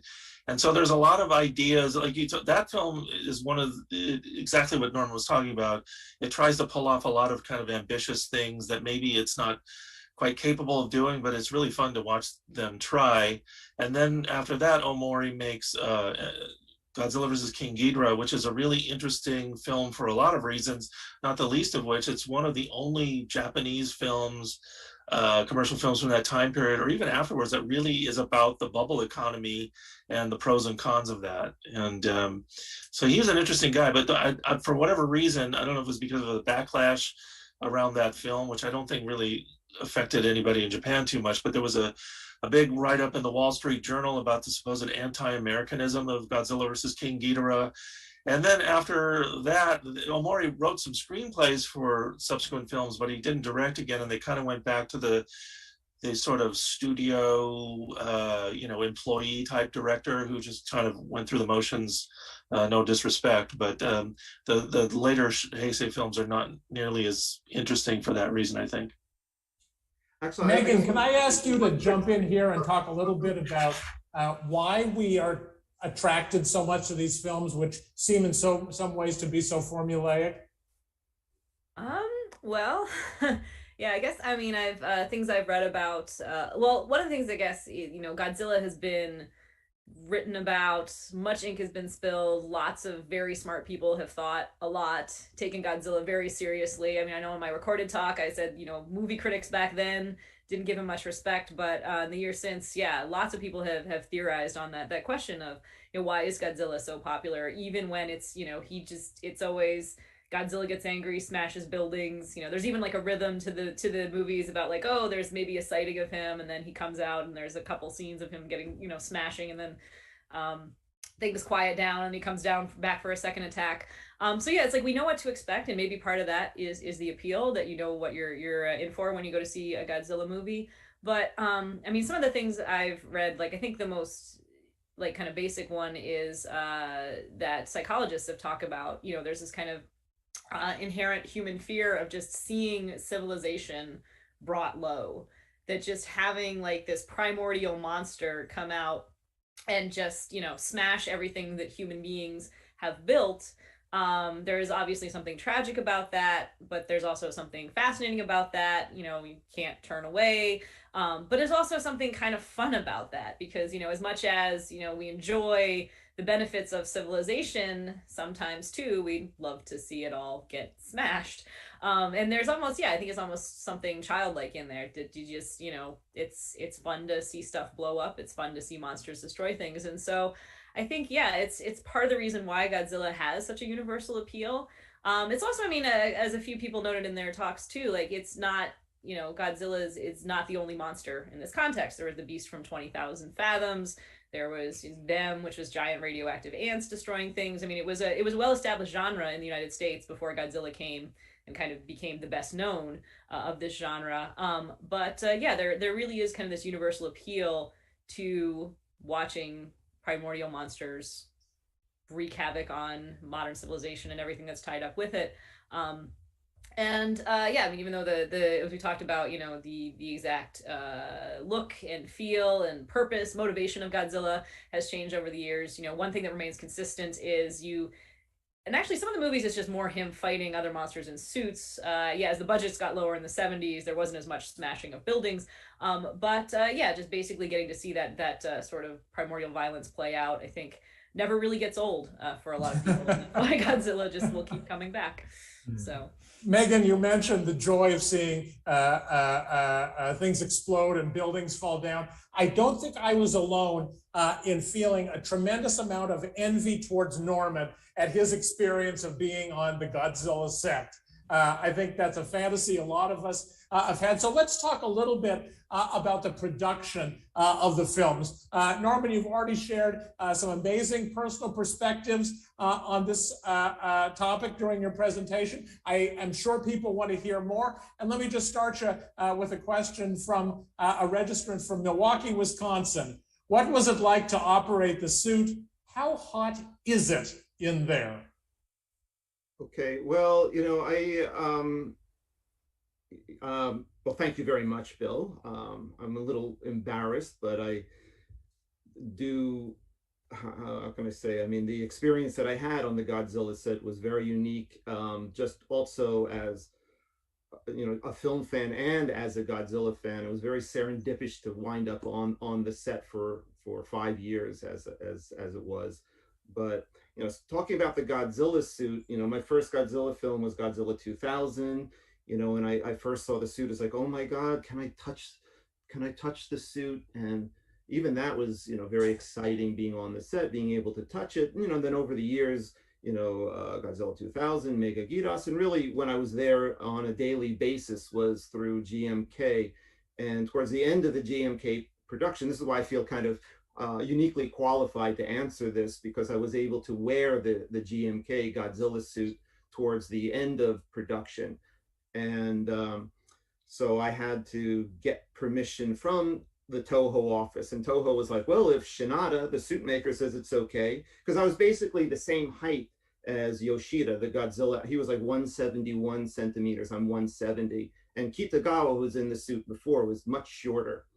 So anyway, it was like shooting had just wrapped, and then a week later they're doing a canned coffee commercial with the Godzilla suit. So the Godzilla suit was still over at Toho. So Shinada and a couple of them wheeled the suit out of Studio 9. I was able to take it for a spin in front of the big pool. So yes, I can tell you that it was very heavy. It weighed about 150 pounds, it's heavier than I am. So it's really like getting inside this thing, my weight is more than doubled, and I found it very difficult just to enter the suit. It's basically like your legs go in, you slip your arms into the thing, and then you come into this completely dark black material. So it's almost like this black hole you're going into. And when those fins go on you behind, you are cast in, a freakish kind of darkness with only those, holes, that are like put into the neck for you to see, like, coming through. So you've got like this pinhole version of the world. You can only see like what's directly in front of you. So, and, your head goes up into this kind of skull cap with this very heavy head on top of you, that is, got a metallic skeleton. There's all kinds of, animatronics inside of this thing. It's like trying to like balance like every Stephen King novel on your head in hardback, so the thing is pretty heavy. And, I'm not a very physical guy, and all the suit actors are constantly training. They're very athletic. Even when they're not in the suit, they're not just sitting around, they're doing calisthenics. They're always, so I found after 10 minutes in this thing, I'm ready to come out of this thing. It's very difficult to move because you have to keep your body in a very unnatural position so that the suit itself looks natural. Like I had my legs together, but it actually made it look like my legs were like flush against each other, and they were like kicking my legs apart. Normally you look stupid in the thing. So I had to have my legs like completely spread wide so that the thighs weren't touching each other, which I had never realized until, I was actually inside the suit. So, after 10 minutes, I'm like, okay, I'm ready to come out. I came out. It was one of those things where I felt like completely light because, I had gotten kind of, acclimated to the weight of the suit. And I got home, and normally I go to bed like midnight 1. I just passed out at 9. I'm like, really, it was a newfound respect for, the suit actors, and I just, as one funny thing was like when the Toho staff found out that I wore the suit, some of the guys were like, what the hell? I've been working on Godzilla for 20 years and I've never gotten to wear the suit. How did you get to wear the suit? And I said, I asked, and like no one thought to ask, because it's really, you can't just jump into this thing. You need assistance. You need people to lift you up, get your feet into the thing, help everything. It takes like 2 or 3 people to get into it. So it's really not, it's not an easy job, and that's why I said in my presentation that, it takes a certain kind of personality, a certain very positive personality to do this day in and day out and to come out of it not complaining. I couldn't, I think we all fantasize like if I could be a Godzilla suit actor, but I learned from my 10 minutes in that suit that I do not have what it takes to be a suit actor. That is fabulous. I just love that story. Norman, thank you so much, but I still hate you for having had that experience. I love you, Bill, so it's okay. So let's move on then and talk about the poll results, which I am excited to share and hear the panelists' perspectives on. So we had 330 total responses to our online survey.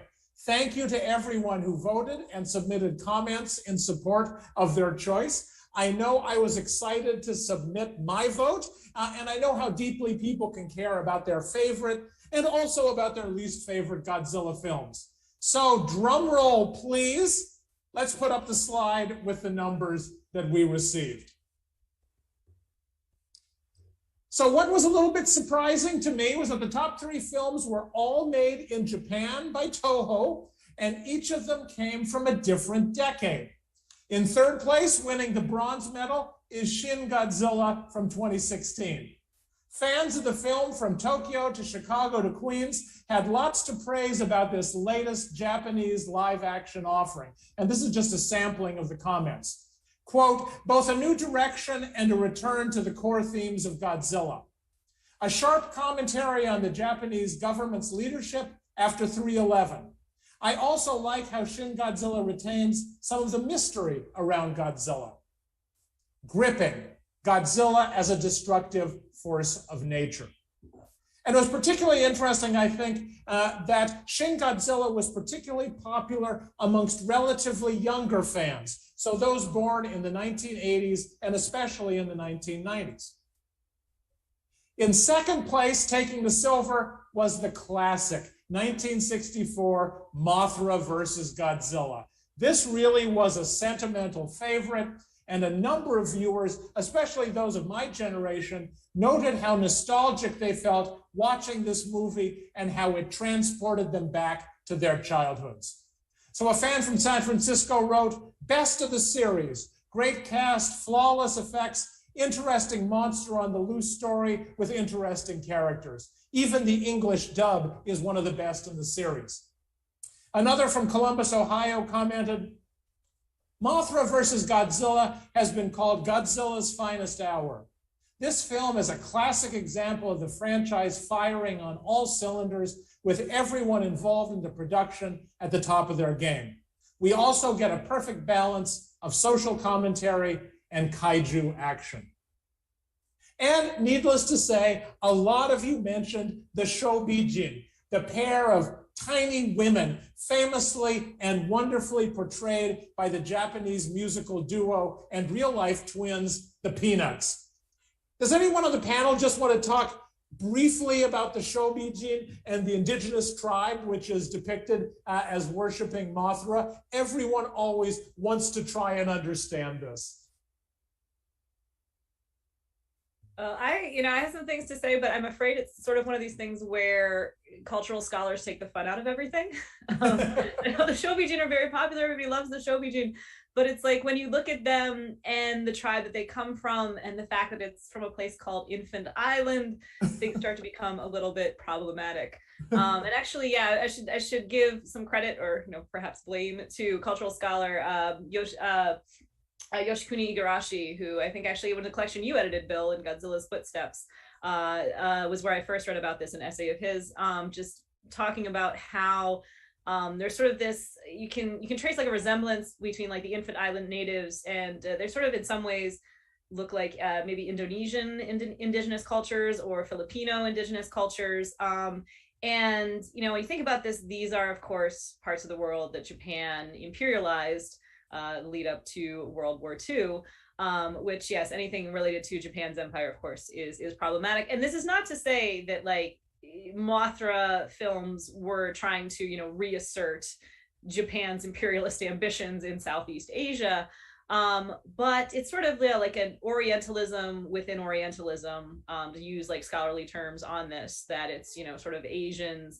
kind of making other Asian ethnicities appear exotic and different and other.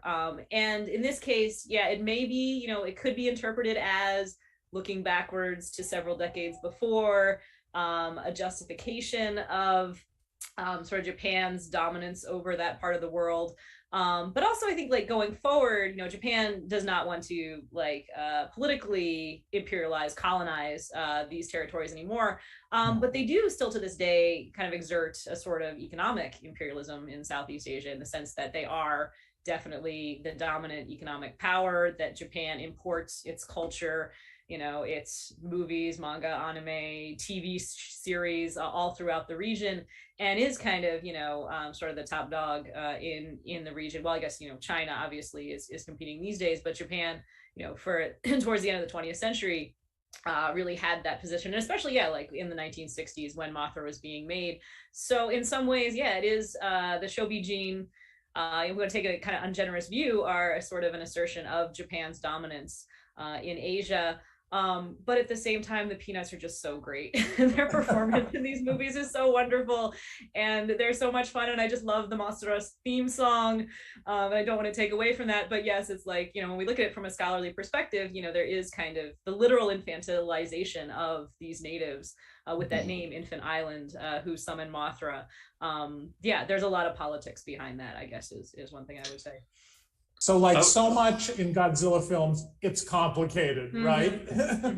Couldn't you say that the Shobi gene are the Japanese equivalent of the magical Negro, in a way, that being like the indigenous person that actually is more in touch with nature, and that the Japanese have kind of gone into that kind of economic thing, and they need those kind of down-to-earth people to remind them of what's really important in life, what we've lost. I think, though, bear in mind that the Infant Island was, despoiled by atomic tests in both, the Mothra, the two Mothra films we're talking about, 61 and Mothra versus Godzilla. So in a way, they're also analogous to the Marshall Islanders. And I think it's interesting how, when the delegation from Japan goes to Infant Island to ask for help, the Infant Islanders don't trust them. So in a way, you're bringing up, or sort of subtly referencing, Japan's colonization of that part of the world as well. So I think it's kind of complicated and interesting. And ultimately, Honda is using that scenario and that scene as a plea for reconciliation. And in the idealized world of that film, the Infant Islanders do come to Japan's aid. I'm going to bring us back to finish off the poll results. We've talked about bronze and silver. The gold, of course, goes only appropriately, in my opinion, to Gojira, the 1954 classic that started it all. And that, I will share with you, was my vote as well. Perhaps not surprisingly, that original film was popular across the generations, with particular enthusiasm, perhaps, from those of us born in the 1950s and 1960s, but with consistent and strong totals of votes from younger viewers, including those born after the turn of the millennium. And the comments we got are very similar. They note the film's classic status, its strong historical and political relevance, and its ability to stand the test of time. Gojira's attack on the city is just such a haunting sequence, someone from London, England wrote, and so artistically conveys the war experience that I find it completely overwhelming. For me, it provides a look into the post-war Japanese psyche like nothing else. Now, just for fun, I want to put up another slide that compares the poll that we did here in the United States and globally with a poll done in Japan about 4 years ago by Nippon TV, one of the nation's big television networks. And so here are our results from the Japan Foundation and the Nippon TV results side by side. What is just fascinating to me is that the top 3 films in that poll were the same as the ones that topped our poll for tonight, but in reverse order, with Shin Godzilla #1, Mothra versus Godzilla 2, and the original Gojira #3. Any thoughts from our panelists about our poll or this comparison poll from Japan a few years back? Okay, well, I'll jump in. I mean, I think that the Nippon one has to be taken with a grain of salt, because it came out right when basically Shin Godzilla came out, and the thing about Shin Godzilla was that people who would never be caught dead seeing a Godzilla movie were going to see the movie. You know, one, they were drawn to it by the director because, you know, Evangelion is such a huge franchise in Japan, and they were curious. They were really, I would have to say, there were more Hideaki Anno fans going to see the film than Godzilla fans. So you had that going for it. And then you also had the kind of momentum that the popularity of the film had. So it was kind of like a snowballing effect. There was another film that you couldn't really bash openly in Japan without feeling some kind of backlash, you know, from the film. So I can't really take this. I think if you did this, if Nippon TV did this again today, I don't think it would retain that #1 spot. I think it would revert back to Gojira, the 54 film. Fascinating. Our time is getting short, so I want to spend a few moments here talking about Godzilla in a global context and the path the monster took from Japan to worldwide audiences, and especially to audiences here in the United States. So Megan and Steve addressed this, I think, in very interesting and thought-provoking ways in their comments, but there is clearly a lot more to discuss. So let me just ask, I mean, this is a very broad question, which I think all of us will have opinions on. It's from Kuala Lumpur, Malaysia. Why do you think Godzilla is so popular as a fictional character? So much so that the popularity transcends through all cultures. Steve, do you want to jump in on that? Well, it's interesting because I think you could argue that Godzilla doesn't necessarily meet the definition of a character, but it does display character traits, identifiable character traits, and at various times it has, you know, exhibited rage and anger, and as well as humorous. It's, you know, it made jokes in certain films. I think one of the reasons that it's, if we think about it as a character, that it made such an imprint or an impact on audiences over a period of about 20 years is the contributions of a fellow named Haruo Nakajima. We had a picture of him up on the screen a few minutes ago, poking his head out of the Godzilla suit. It sounds funny, but he actually was a really good actor inside that suit. It's really difficult to emote through all those layers and pounds of latex, and he managed to do that. And he changed the performance based on the needs of the story and the film. And as we talked about, as you know, Godzilla evolved from being this symbol of war and atomic destruction into something more along the lines of a superhero. Nakajima was largely responsible, if you know, to hear him tell it. I mean, Eiji Tsuburaya, the effects director, placed a lot of the responsibility and decision making regarding the performance in he entrusted that to Nakajima, so he kind of built this himself. So Nakajima, I think, is somebody who, he gets a lot of credit, but he deserves it. Also, there's something about Godzilla that I think is hard to pin down, but you know, Godzilla is very specifically Japanese, of course, and there are, I think, cultural and maybe mythological elements to Godzilla that are going to be largely, you know, much more apparent to a Japanese audience than to someone watching these films in America. But it doesn't really seem to have mattered. There's something universal about Godzilla that has appealed to, you know, people all over the world for a long period of time. We're approaching 70 years now. And that's something I think that's hard to really define, because Godzilla, again, not being, you know, exactly meeting the definition of a character, I think there's a little bit of a blank slate aspect there, and people in the, you know, the audience is able to project certain feelings and you know, projections onto Godzilla. Everybody kind of likes it for their own individual reasons, and I think that's another key to why it has has lasted so long. And lastly, I think Godzilla has changed with the times. It's adaptable. It's, because of these reasons, different filmmakers at different times have been able to use Godzilla to represent or illustrate certain things that were important to them. We've talked about 311 and, how Godzilla and Shin Godzilla is a stand-in for the earthquake and the tsunami and the nuclear disaster that happened in 2011. We talked about the bubble economy in that film, how Godzilla kind of fits neatly into this context of this story about these Caucasians from the future coming back to basically thwart Japan from becoming the most economically powerful country in the world. In 1984, Godzilla was used as kind of like, he was caught between the United States and the Soviet Union at the height of the Cold War and the nuclear arms race. During the Reagan administration, famously Godzilla versus the Smog Monster or Hedera. Godzilla is used in that context to battle pollution. That was right at the sort of the birth of the ecological movement, both in the United States and internationally. It was right after the first Earth Day, by the way.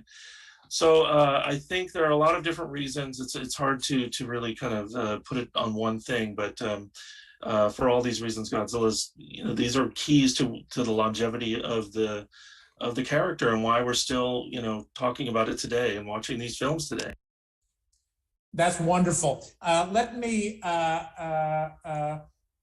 finish up with one question about how Godzilla is perceived in Japan today, especially in the wake of the trilogy of legendary films from Hollywood. So a question from Scottsdale, Arizona. With both the MonsterVerse films and the ongoing Reiwa era, how does Japan currently view the state of Godzilla? And another respondent from Sacramento, California, do you have any insight into how the legendary Godzilla films have been received in Japan? Norman, do you want to take a try at that? Well, okay. I mean, the 98 Godzilla film came out, and that was universally disliked in Japan, but I actually have to say that I think the Japanese liked that the Americans didn't get Godzilla, that it was for them, it was to say like, nobody knows us like we know us, so I think they were rather pleased that the film was not, accepted by fans and accepted by critics. And then you go to Godzilla 2014, and that had a big impact on Japan because at that time, Godzilla still was, considered old-fashioned. Godzilla was not very popular, and out of the blue almost, this 2014, I think it was 2 weeks, #1 movie in the world, and the Japanese went nuts over that, not so much because they loved the movie, because they were getting what they love, which is international recognition. So that international recognition, which is always still, unfortunately, something that's been retained since losing World War II, is this desire to be, recognized by the West. I mean, filmmakers, I hear them cry about it all the time. Even like on the set of Godzilla 2000, Sanoshiro, the actor there, was complaining, I made this movie, I think it was called Karaoke. Nobody cared about it in Japan. I won an award in Europe, and now suddenly everybody is like all crazy about my movie. So that was kind of like the 2014 film really is where we saw a resurgence of Godzilla interest in Japan. That's when Toho really was like, okay, this gives us the opportunity to really rebrand Godzilla and to,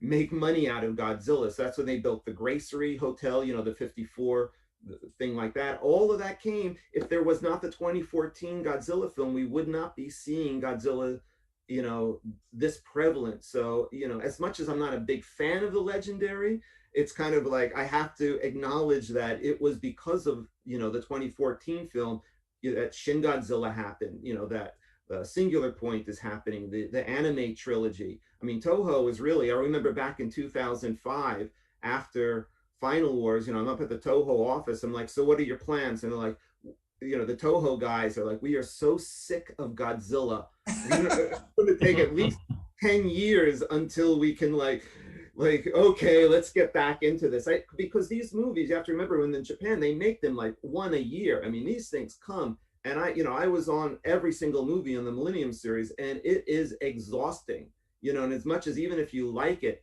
you reach a point where, look, we got to take a break from this thing.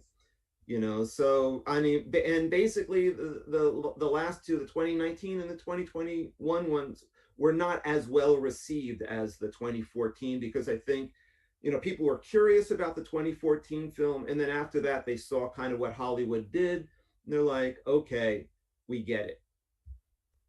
So thank you so much for that, Norman. That's just a wonderful overview. At this point, Sakuya, do you have any questions for us from the live audience?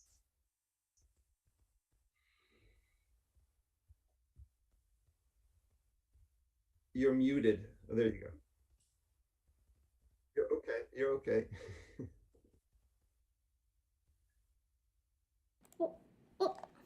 Hi everyone.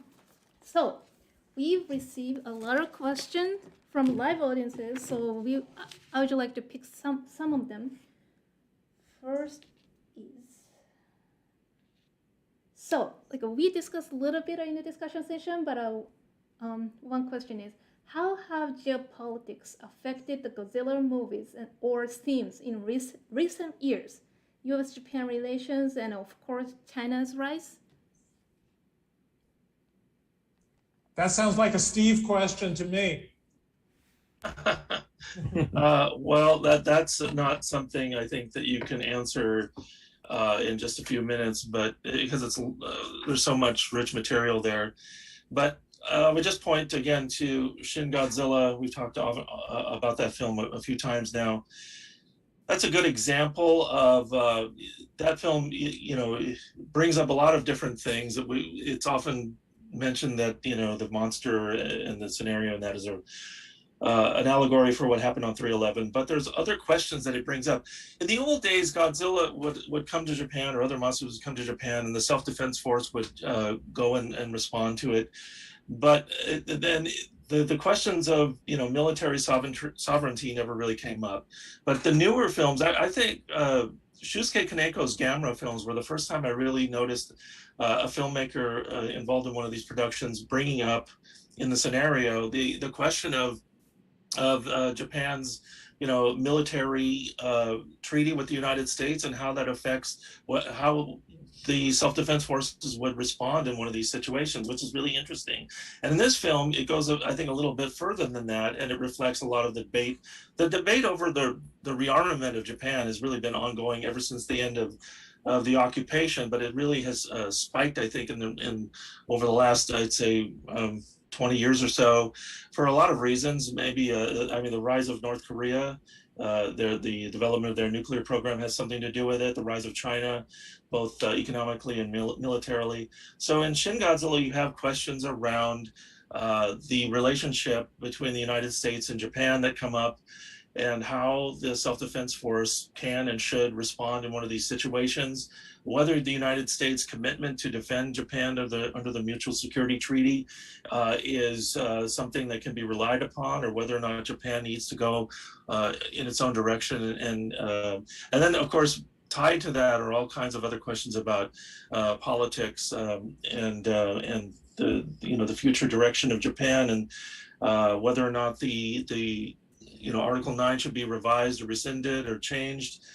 So I think that film is a perfect example of this type of question, but there have been other examples that are maybe less subtle over the years. We brought up Godzilla versus King Ghidra, where you have one of the characters give a speech about how Japan in the future is destined to buy up continents. And of course, there are a lot of aspects of that film that I think are a response or a reaction to all of the Japan bashing in the American media during the 80s and early 90s. Japanese companies were buying properties like Rockefeller Center and the movie studios in Hollywood. And there was a great amount of defensiveness and anxiety over that in the United States that was expressed through the media, and Japan took a lot of heat for that. Japanese companies did. And so that film seems to be a really direct response to that. And also there's like I said, there's a speech where she gives talking specifically about Japan in the future buying up these continents like Africa and I think South America, and these Caucasians from the future have come to basically thwart that from ever happening. It's really interesting. I mean, that film, as we talked about, became controversial briefly in the United States. It was never, the interesting thing about that is the film hadn't even been released here, but somebody manufactured some sort of controversy that made its way into the Wall Street Journal. And but that was more around the scenes in which the Godzillasaurus, which is this sort of progenitor of Godzilla, is defending Japanese troops in the South Pacific from the Americans.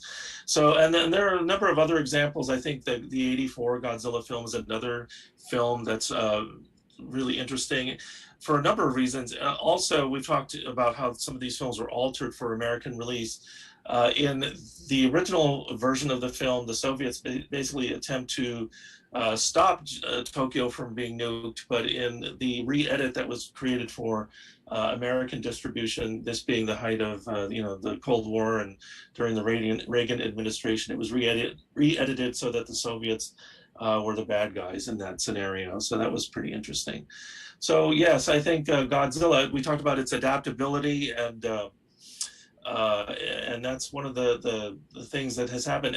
But it always seems to tie back in some way or another to the original idea of Godzilla representing or being tied to the atomic bomb in Hiroshima and or this pervasive fear in Japan over nuclear weapons and nuclear energy.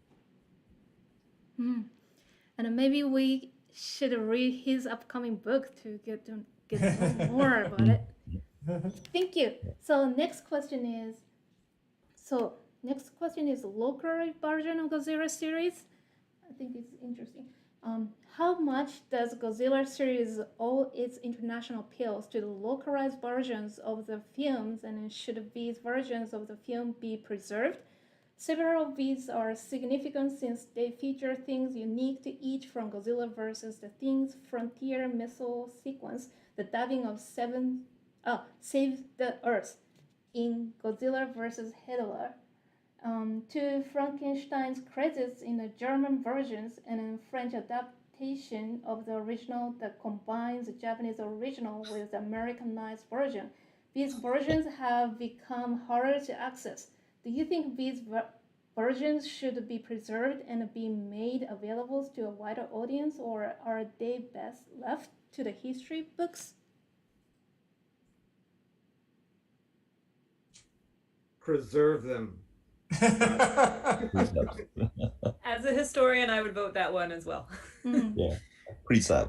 I think this is really almost a library of globalization in action, and the process by which a cultural property circulates and is reinterpreted in local environments to be even more meaningful to the people there. And I think what's fascinating, of course, is in the way this circulation can bring ideas full circle, can sometimes come back to Japan as well, because the Japanese are always looking abroad.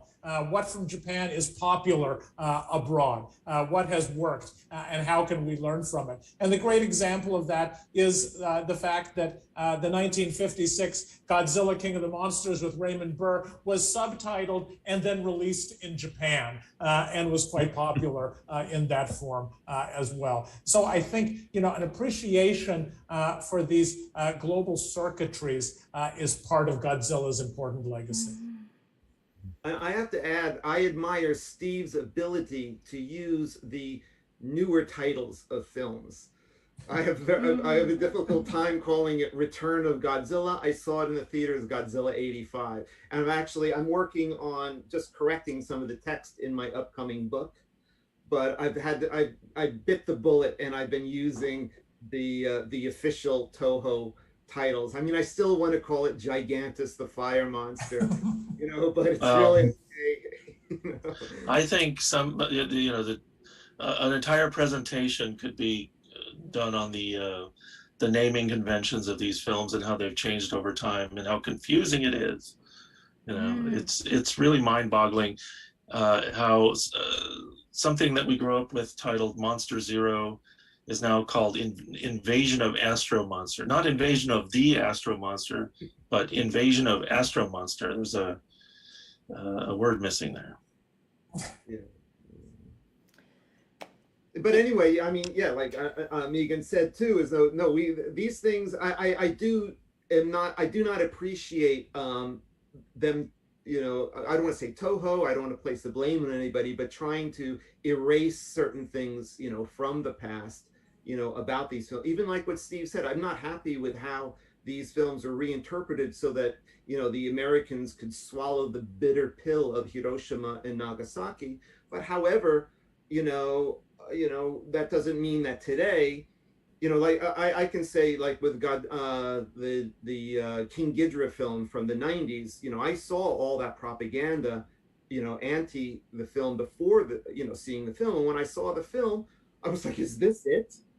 You know, like it was really, but I mean, those stories should remain, you know, and the at least we should be aware of why they were reinterpreted, you know, and yeah, you know, not to just say this is the final version of the film. There you go. You know, and it's still a little distressing that we cannot get, you know, a Blu-ray, a 4K release of Godzilla 1985. I mean, I actually like the US version, you know, in the same way I like the 56 version, you know, and I want to be able to have access to that version, you know, both versions, and the German versions. Okay, thank you so much. And then maybe like this will be the last question from the live audiences because of the time. Well, so when Norman is talking about the suits at the Godzilla set, there is some discussion on live chat. I say, like because the suits being so heavy, that is the reason why Godzilla's movements are much slower. Or I thought that they slowed down the movements for the film. And also another question is, does anybody know if Shin Godzilla was CGI or a puppet? It's my understanding that it was all CGI. So like question or a discussion about suits, and then like how much it is like a CGI in recent films. I can answer that very quickly because I know we're running out of time. But I mean, basically, Godzilla films are shot at a slower speed, you know, to make it look more realistic. So to make the Godzilla suit look heavier, you know. So it isn't really, and also the actor always, I mean, they change the speed depending on what they're trying to do. So the director would always tell the suit actor what the frame rate was going to be. And then the suit actor would adjust his movements so that it would match the frame rate. So it wasn't, and it didn't have anything to do with the weight of the suit. I mean, I would see like Yoshida or Kitagawa, you know, when they're performing Godzilla, and these guys are like running across the stage in these things, you know, so it's really, you know, doesn't have anything to do with the weight. And also the weight of that suit was, Shinada had built a fins that would actually move, and I asked him to give me the movable fins, which actually added like 20 pounds to the suit. You know, I just wanted to have the most extreme experience on that. And about the Shin Godzilla thing was they built, as I mentioned in my presentation, they built an animatronic thing that really, I was over at Toho working on another film, and I happened to stumble upon the suit. I didn't go to shooting for the film, but it was like up to the legs. It was just this thing they were pushing around that had, you know, all animatronics was really wired up. And I think, I mean, I'm not privy to what was going on behind the scenes, but I think what happened was that the director decided that it was not up to snuff for the modern audience, that it didn't look, probably also in the wake of 2014. And they decided at the end that they got to quickly switch everything to CG. So they really, I mean, they had a release date and they were not happy with everything that they had shot, you know, over that summer. And they just threw it out, and they hired every single CG house in Japan to produce CG. That's why some of the effects look different, because it was different CG houses were providing them with the clips for the thing. So some of the shots look better than others depending on who they had used. I'm just going to add that I'm an unabashed traditionalist. I love the suit nation. And then when it comes to what Steve talked about the humanity of Godzilla as one of the universal appeals of the monster, I feel that derived from having the man in the rubber suit. And I worry that we've lost that in the series today. If that's okay, can I move to the final question, Sakuya? Yes. I'm just going to ask each of the panelists for a quick answer to this incredibly difficult question. Where do you believe the Godzilla franchise will go in the next decade? How is the series going to change, and how will it grow in the years ahead? Steve, do you want to start? I can't, well, nobody can predict that, I think, too accurately, but I do think we know, based on things like Godzilla Singular Point and Shin Godzilla, that at least Toho is open to new ideas. These are different, filmmakers and animation studios that have a different take. They're not married to the old formula of Godzilla fighting another monster, the way it's been done over and over again. So I think the book is a little bit more open now, and it'll be interesting to see what happens. Tatsumi Sensei. Okay, yeah, I truly love the latest one, Godzilla versus Kong, because it reflects what's going on in our own global world, because it's featuring not only King Kong, but also Hong Kong. So then I think Godzilla, as Godzilla goes through transformation, I think Godzilla film franchise will undergo transnational super evolution, I think. Love that. Dr. Mettler. Well, I think, yeah, one thing is actually the point you just made, Bill. It seems like Godzilla might go CGI, which is a thing that I, would lament if that happens. I mean, well, it has, I guess, already happened, but it might continue. Because for me, too, the appeal of Godzilla, especially the Showa series, is just the handmade feel of it. Bosley Crowther talks about the $20 worth of electric trains, but it's great. I mean, the care that went into those models, the handmade quality, that's going to get lost is one thing I'm afraid of. But on a more positive note, I think, the Legendary series has proven really popular, Kong versus Godzilla. And maybe one of the things that will happen in the future is Godzilla will be lent out to other production companies, maybe not just Hollywood, but maybe other parts of the world. Maybe we'll get a German version or a French version of Godzilla. And I think that would be really cool if that's a direction that it goes in. Norman. Okay, well, yeah, I think that the era of suits has kind of, as we know it, has come to an end. So, and I have to say, to plug my upcoming book right here, that I feel very fortunate that I was able to be at the very tail end of this, suit centric, series. And, I think it's unfortunate. One thing I had wanted to say earlier, and I want to add, like Steve also just pointed out, one of the things about Toho that I admire about them is they are not against handing over, the creativity to new people. Godzilla's Singular Point is a very good example, something that would not happen in Hollywood, and what you see with the Legendary films is they're very much decided upon by the committee. The director is more like a set manager, but here at Toho, they're still willing to, turn it over to people. I'm actually friends with the Singular Point director, Takahashi, just by coincidence, because he's an anime director, but they really just said, do something, do your thing. We trust you. You've come up with, interesting stuff in the past. So it's in that way. And the same thing with the Godzilla anime trilogy. They were willing to take the risk because it's not as expensive as it is in Hollywood. Hollywood has to get back a lot of money to turn a profit. So with that said, I think it makes it difficult to say where they're going to be, because Toho is not adverse to just turning it over to somebody that they feel can handle it. So I think, Godzilla is not over, And I think we're going to get things that we cannot even imagine today. The COVID situation here. All these things are going to play into the future of Godzilla. And even like Tomiyama, who was the producer of these, Millennium series and the Heisei periods, at a party we were at, he was talking about Godzilla being around. It'll be relevant 100 years from now. And I was really like, I'm not going to be alive at that time, but it's kind of cool to think that, like Godzilla will be around longer than any of us. And I truly believe that. I am just going to close with a dream for the future rather than a prediction for the future.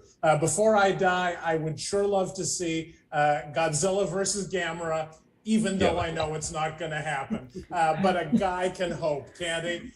Thank you all so much. I've so enjoyed visiting with you all. Okay, so that's all for today. Don't you think we learned a lot about Godzilla? I hope you learned a lot about Godzilla. So I'd like to give a big thank you to our special guest speakers, Bill, Takayuki, Norman, Megan, and Steve for sharing their expertise. Our next session will be coming up at the end of October. For more upcoming information, please subscribe our channel or check out our Twitter, Facebook, and newsletter, which you can find the links in the description box below. Finally, before you go, please fill out a quick survey and tell us what topics you're interested in for a future episode. You can find the link in the description box too. So thank you again for joining us today. Please continue to stay safe and we will see you again soon. Bye-bye.